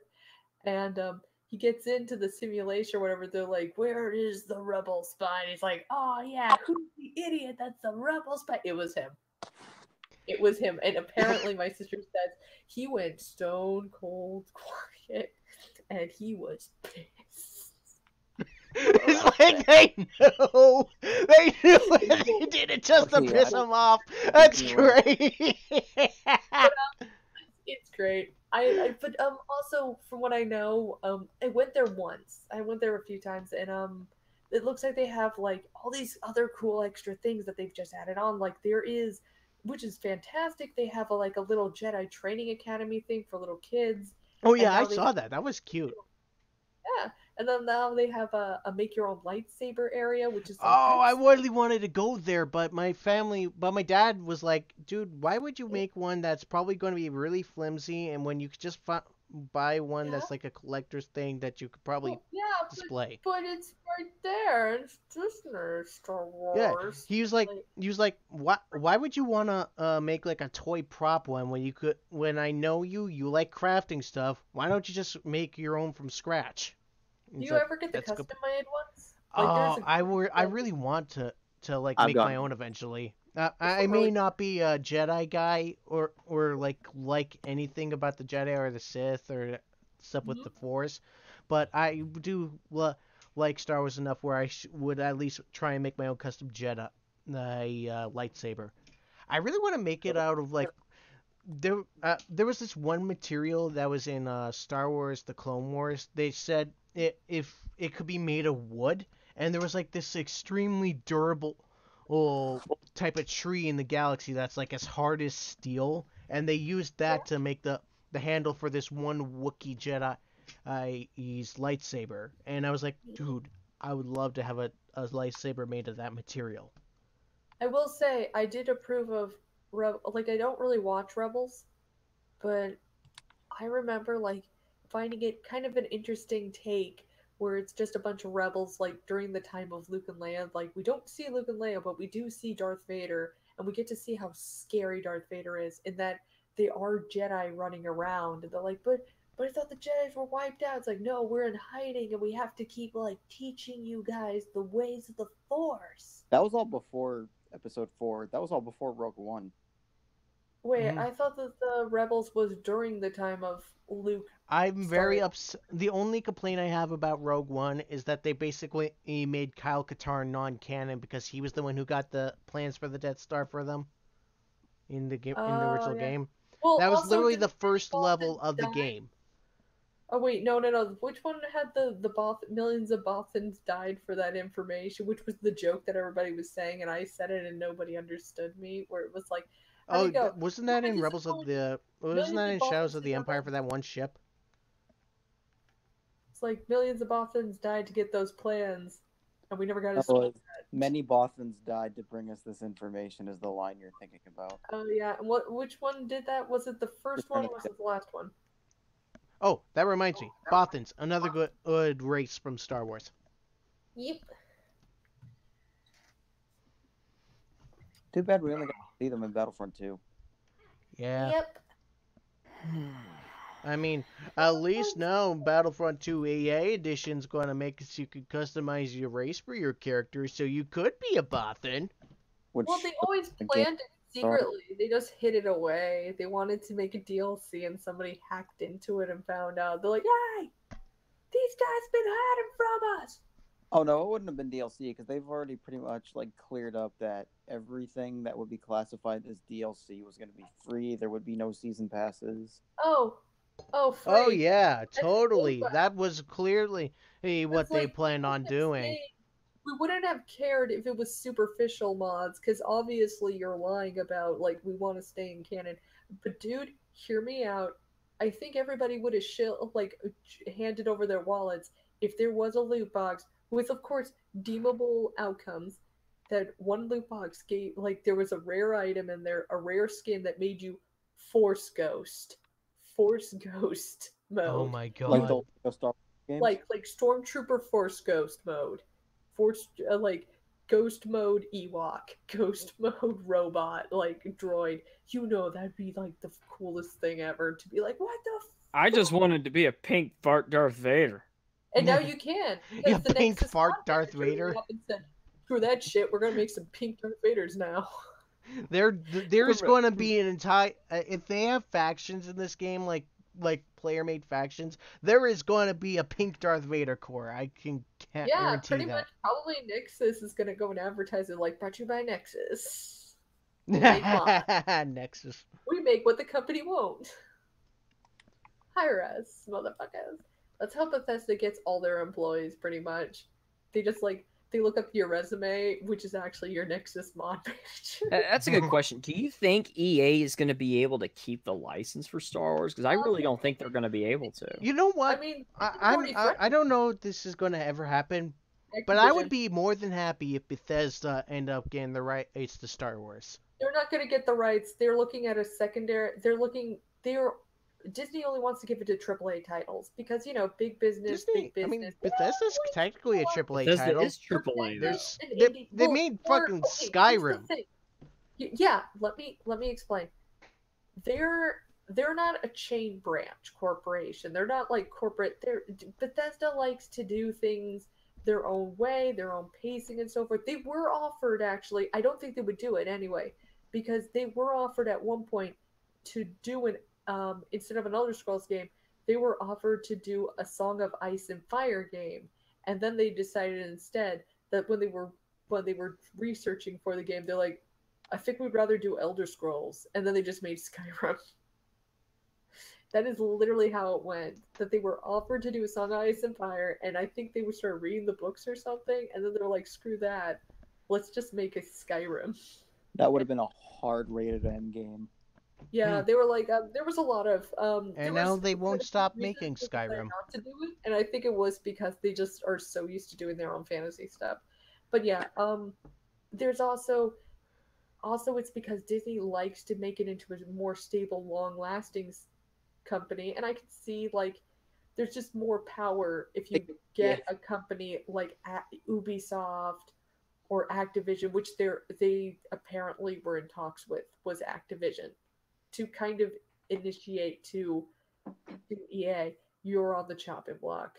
I would say give it to Bungie, but they kind of fucked up with Destiny, so never mind. Yeah, I don't think they would give it to Bungie because Bungie kind of exclusive to Microsoft. And they would, and thus the Battlefield would only be. Yeah, they would never want.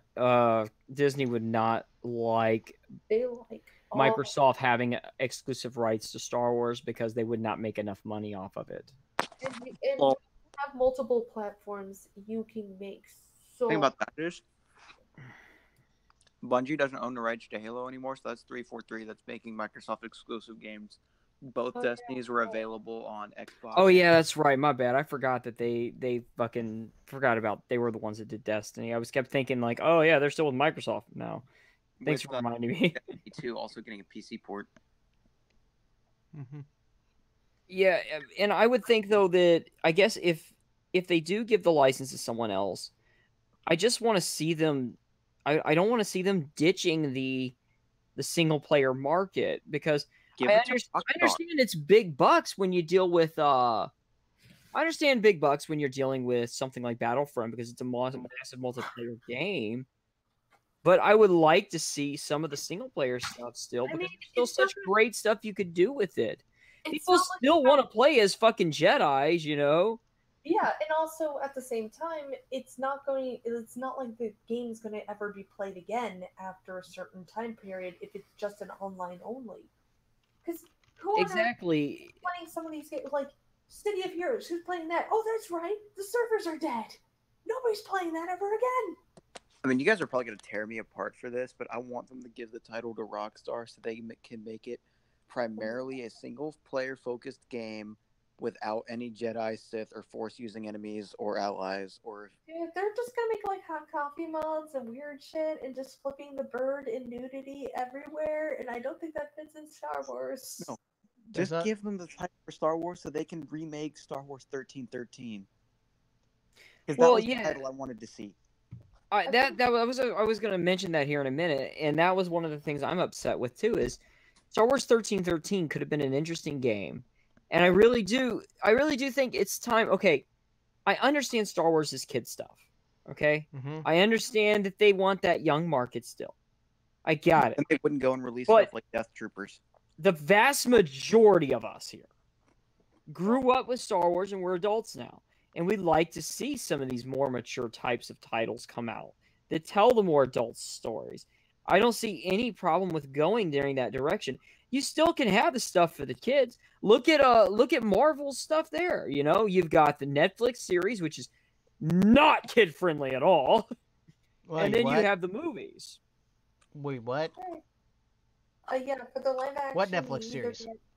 Well, all the fucking Marvel Netflix series. Oh, Marvel. Punisher, I thought you were saying there was like a Star Wars Netflix series. I was like, no. There's a Star Wars Netflix series? No, I was just saying, it's like there is a clear market of people that want a mature rated story from Star Wars.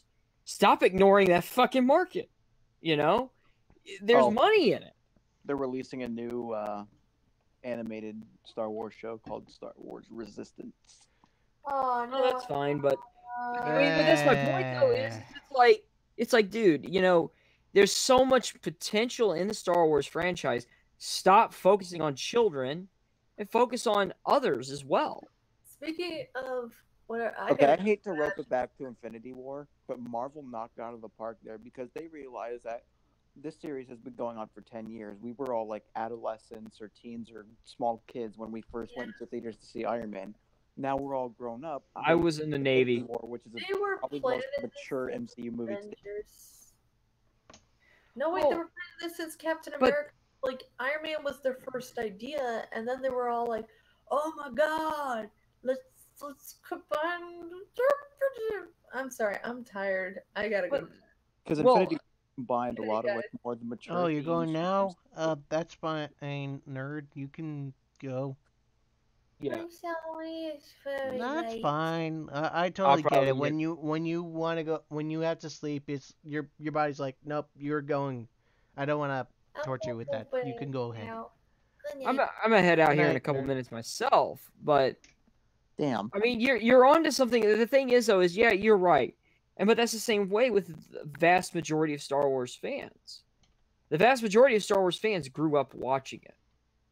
You know, they have matured with it, and that's the problem too. Is Disney's also not allowing it to mature. You know, you don't have to make the main films the main canon films mature, but they could do it with some of the games. They could do it with some of the series. They You could, know, some of the books. instead Allow of it to giving us go a that 1313 direction. game, just give us a 1313 anthology movie, rated R. You know, well, I mean, 1313 would have been a great game. They could have like there's the Death Trooper story that we were just talking about. Eh. That looks fucking cool as shit. I'm actually half tempted still to fucking buy and read it because I never got a chance to read it. But when I saw that, I was like, that is fucking interesting. And there is a market that wants that adult storytelling. Mm-hmm. Yeah, there's always going to be a market for or an adult storytelling in any children's products that have an adult fan base. Exactly. And right now, if you think about it, Star Wars is primed to do that because it has an adult fan base and it has a child fan base too. And Yeah, it's not, I wouldn't even say it's split. I would honestly say it's probably got a higher amount of adult fan base than it does children I would argue that as well. yeah. because of how long it's been around. And like the recent Star Wars stuff that's It's been coming around out. for 40 years. Look, There when is you're bound to turning, be a bigger fan base for adults and kids if you've been around that long. and that's the thing though, the current Star Wars stuff is even that is turned off fans that were fans of it when they were kids when it first came out. When you look at that and see that's like, how could you fuck up that badly to piss off fans that have been around for 40 fucking years? Mm-hmm. You go and market it primarily for kids, and then shove in a bunch of political messages for the ones that aren't kids. And you see where it's headed. It's headed downhill. Its sales are dropping, not significantly yet, but it's eventually going to drop lower and lower every film. Because back when like the prequels were still fresh, if I had known that like comic book superhero movies were coming out, I probably would have been like, yeah, that's kind of cool, but I know a lot more about Star Wars, so I'm gonna watch those over this. But nowadays, if I go into that mindset, it's just like, damn, I don't really find that much enjoyment from watching. I mean, the battles are cool, lightsaber fights are awesome, space battles are awesome, but the narrative just isn't there. It just feels so uninspired. Mm-hmm. Trust me, it's just another phase that Hollywood goes through at the end And of the like, I day. joined in halfway earlier because I was doing something with one of my buddies when you sent me the link for the Hangout site. Yeah, So I that's didn't really fine. get to participate in the how did you get into Star Wars conversation, but I grew up back when we had VHSs in the house. I mean, I'm 19 years old, so it wasn't that long ago, but Dad gave me all his like VHSs for the original trilogy and when I was old and the Phantom Menace. So by the time Attack of the Clones came out, I was old enough to go see it in theaters with him. So we did that. I enjoyed it a lot. I mean, I was a kid, so of course I enjoyed it. Then Mm-hmm. fast forward, I'm in like second or third grade when Revenge of the Sith comes out. We go see that, I think, like opening weekend, and it had a bit more mature themes. My dad actually had to cover my eyes at the scene where Anakin was getting burned in the lava because I was a bit too mature. I mean, that movie switched tones a lot because we have the lighthearted banter between Anakin and Obi-Wan at the beginning. We have the jarring switch to dark as we hit the Order 66, March on the Jedi Temple, all that nonsense. Mm-hmm. But I grew to love Star Wars from all that. Even the prequels. The prequels are what got me into Star Wars. I will not sit here and lie about that because I watched the original trilogies on VHS. I'm like, yeah, this is kind of cool. It doesn't look Master accurate. Anakin, what are we gonna do? Do you want to talk about politics? Yeah, that's basically what Star Wars has become. Yeah, it has. It's what everything's been becoming. Everybody's been. It's like this is the decade where everybody simultaneously decided to break the dinner table rule of no politics at the table. Because Black Panther, while I enjoyed the film greatly, I just couldn't help but notice that Killmonger was his character, like his entire purpose as a character was to shove forth the issues of racial equality in the world today. And while I enjoyed that, he was still a very Yeah, the motivating message was and good villain. even though that wasn't Sorry, the guys, message my of the movie. computer It was froze.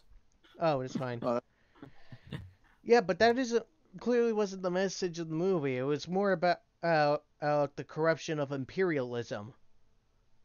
or the sins of the father. Yeah. Yeah, there was a smart political message there. It was just done subtly, which is something very rare nowadays. And instead they have this other thing where they draw attention to it. Well, yeah, that's the problem with Teach the versus storytelling of preach. today. Everybody cares about being the preacher to the choir. Well, and that's the problem, though. These writers, they don't understand that. And here's the part of the other reason, too, is these writers, they want to be, when they graduated from college and they were going off to be screenwriters and wanting to write their books and write articles and all this shit, the problem with it is these fucksticks went out there and they fucking they couldn't get that job writing the meaningful stories that they wanted, so they got stuck writing science fiction and writing for video game websites and shit like that. And that's not what they wanted. They wanted to write the politics. They wanted to write the hitting stories, stuff like that. But the problem is they can't get out of that rut now because they're injecting their garbage into it and they're not taking their current job seriously. And when you don't take, and what happens now is when you go off and you try to go write for CNN or you try to go make that big budget film that's serious and it's good, it doesn't happen. Why? Because the people hiring you are going, yeah, well, you couldn't take your regular job seriously. Why are we going to hire you? You're not going to take this seriously. Yeah. Like, my standards are very low for what I want to do if I ever get into entertainment. I want to make simple films that I can enjoy. I do not want to make blockbusters or anything like that. My intention's more set on games, and I'm more set on trying to make games I want to play rather than games that would sell well. And that's the thing. There's no passion with these people. There never has been and there never will be. And they're never going to get in this stuff in the industries, in all of our hobbies, and all of movies and everything. It's not going to get better until these fucks end up getting fired, until they end up getting shoved out the door. And I am the last person to ever say I advocate for people getting fired, because I don't. But Yeah, if you are that's the seriously worst bad case at your scenario. job, you don't deserve your job. If you're not going to take your job seriously, you don't deserve to work there. Amen. Get the fuck out. Get somebody in there that wants to do their job. Can you imagine if you had people that didn't give a flying fuck about their job that were running the military? It'd be fucking horrendous. We know, would I- probably hey, I'm either gonna tell have you one of right the now. worst militaries in the planet, or we would have a dictatorship. No, I'll tell you right fucking now.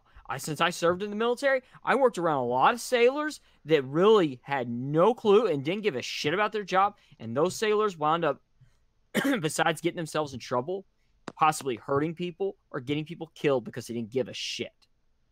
And those sailors were quickly dealt with. And right now we're in an industry and we're in a time where these people are running things and you can't get them to leave because they keep on just infecting more and more. And I honestly think with the advent of 2020 coming around, because like I said, everything changes every fucking 10 years. I guarantee you, 2020 rolls around, the 2010s will be the years of the politically correct SJW trash. 2020 is going to be the exact opposite of it.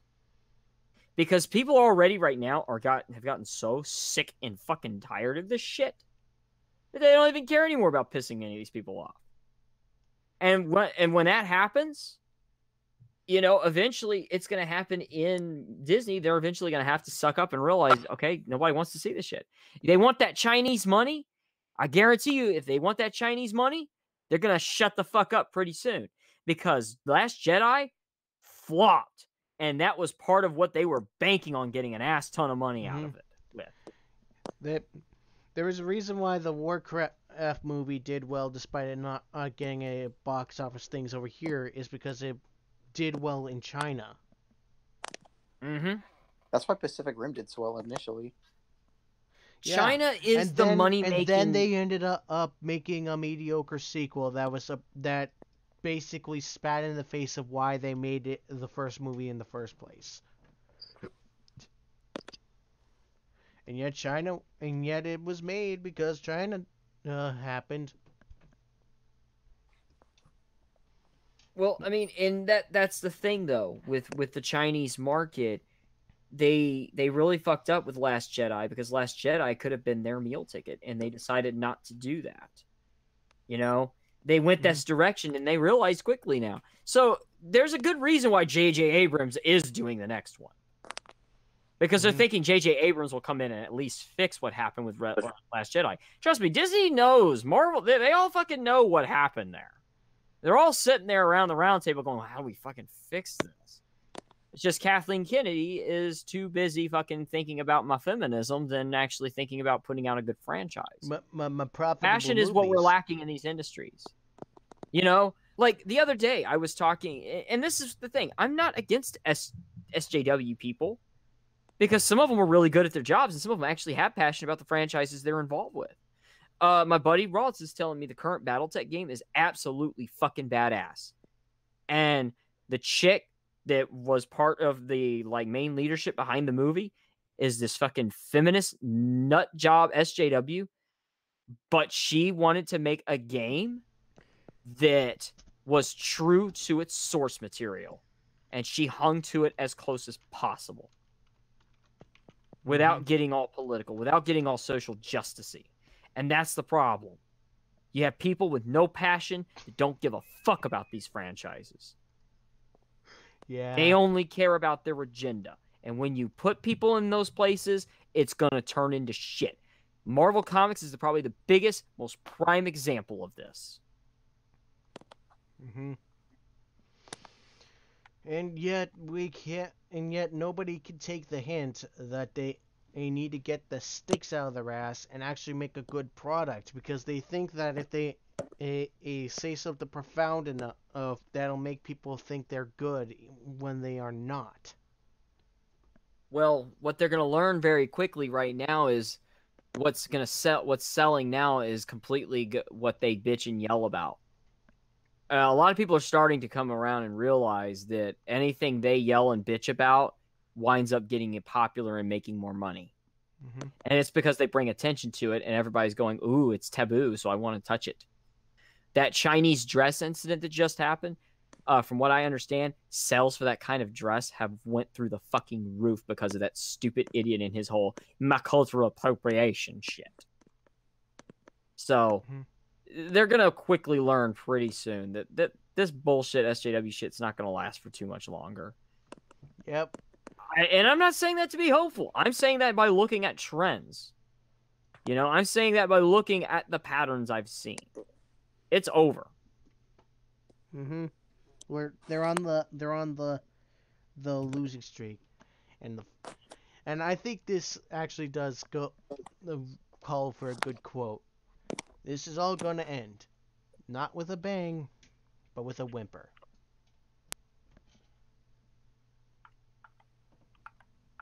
And it's you'll see when it ends. You'll see. It won't be very long. But people are still going to vote for Kanye because they'll be deemed racist if they don't vote for the next black president. Well, that shit, like I said, that shit's going to end. I mean, and what people don't get is every 8 years we have a political shift in our country. And they seem to forget that the first 4 years ain't shit. The last 4 years, it's cool. And then that last couple of years is when everything goes extremely to the right or to the left or whatever it is, right? And then it swings back.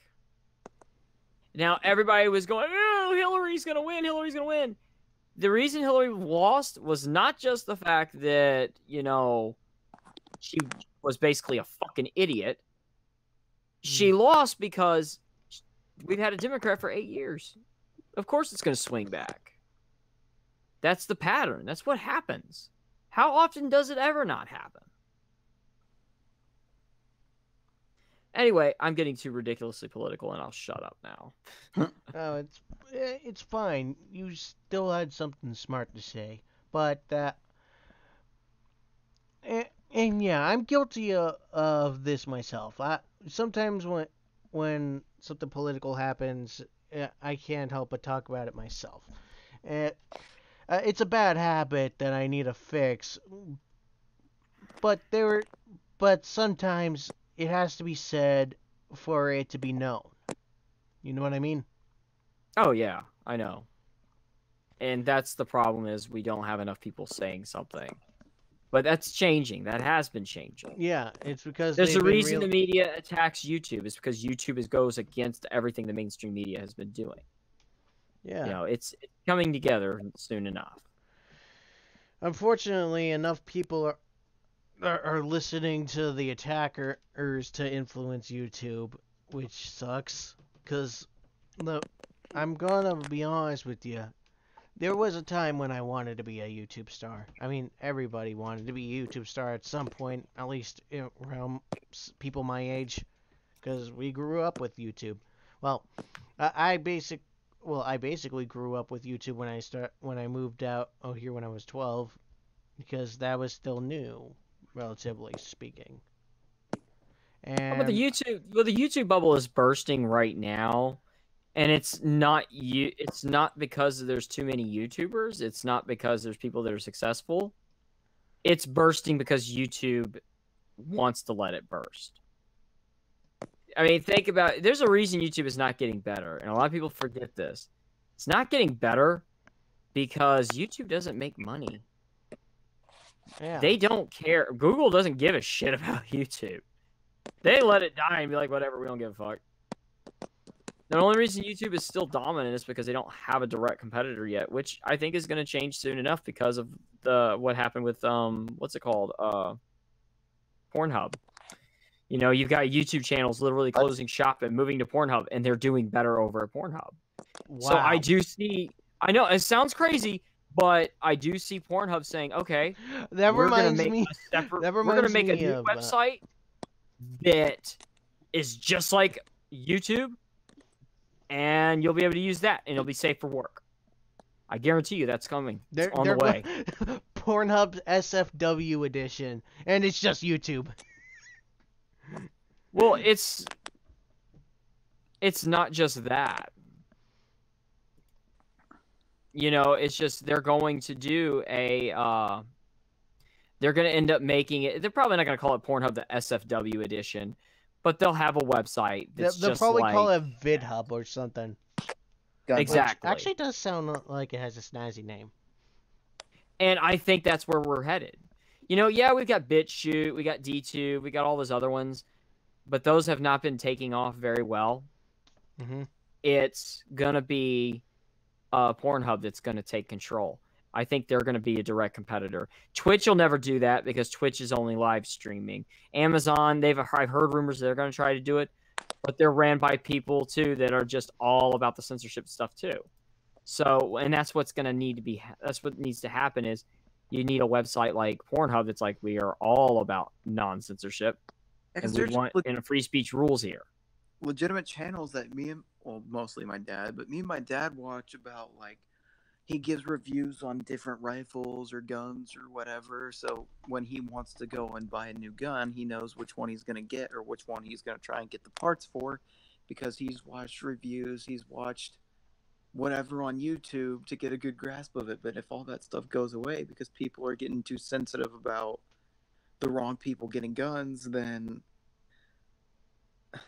it's just going to all go to shit.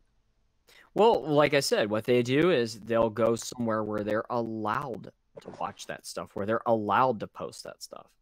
And then that new platform is going to start booming.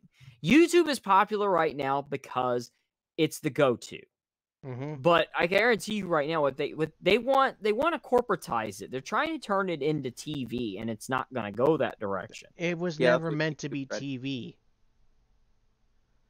That's why it's not doing well, because Because they it was film supposed to legitimate be shit for the YouTube, alternative to TV.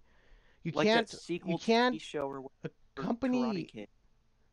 basically a company is gonna fail if it tries to turn itself into the thing that it was supposed to be an alternative to. That's just general logic. You can't expect something to succeed if you end up trying to mimic the thing. If you were trying to turn your product into a mimicry of the thing it was supposed to be an alternative to. Because then YouTube, it's just going to blow up in their face. back in the day when YouTube was just a place to post creative videos or home videos that people would find funny to get a bunch of views. Nowadays, it's filled with political nonsense, weirdos trying to impress a bunch of little kids while playing video games. Well, the thing is there really is. It's not just that in YouTube. YouTube does have a lot of good Well, creative yeah, I stuff know in it it's a too. variety, But the thing but is it has a lot of variety. There's tons of variety in YouTube. Yeah. It's just there's something there for everybody there. And the thing is YouTube is trying to eliminate that down to just, oh, we just only want you watching this. We only want you watching that. There is a It's getting to reason the point where why it basically was be called like, YouTube, because it was about you. Now it's I just think it's tube. gonna get to the point where Google It's a is just series of gonna be tubes. like, all right, you can only watch these videos if you don't have a YouTube Red account. So if you get a YouTube Red account, you already get what it had before, and then you get access to the rest of the kinds of videos that YouTube offers. That's what it feels like it's coming to. Yeah, pretty much. But like I said, YouTube, everybody will start leaving YouTube for the next platform that actually is doing well. And that's the only reason why everybody's still struggling and holding on to YouTube, is because they haven't gotten grabbed by the newer website.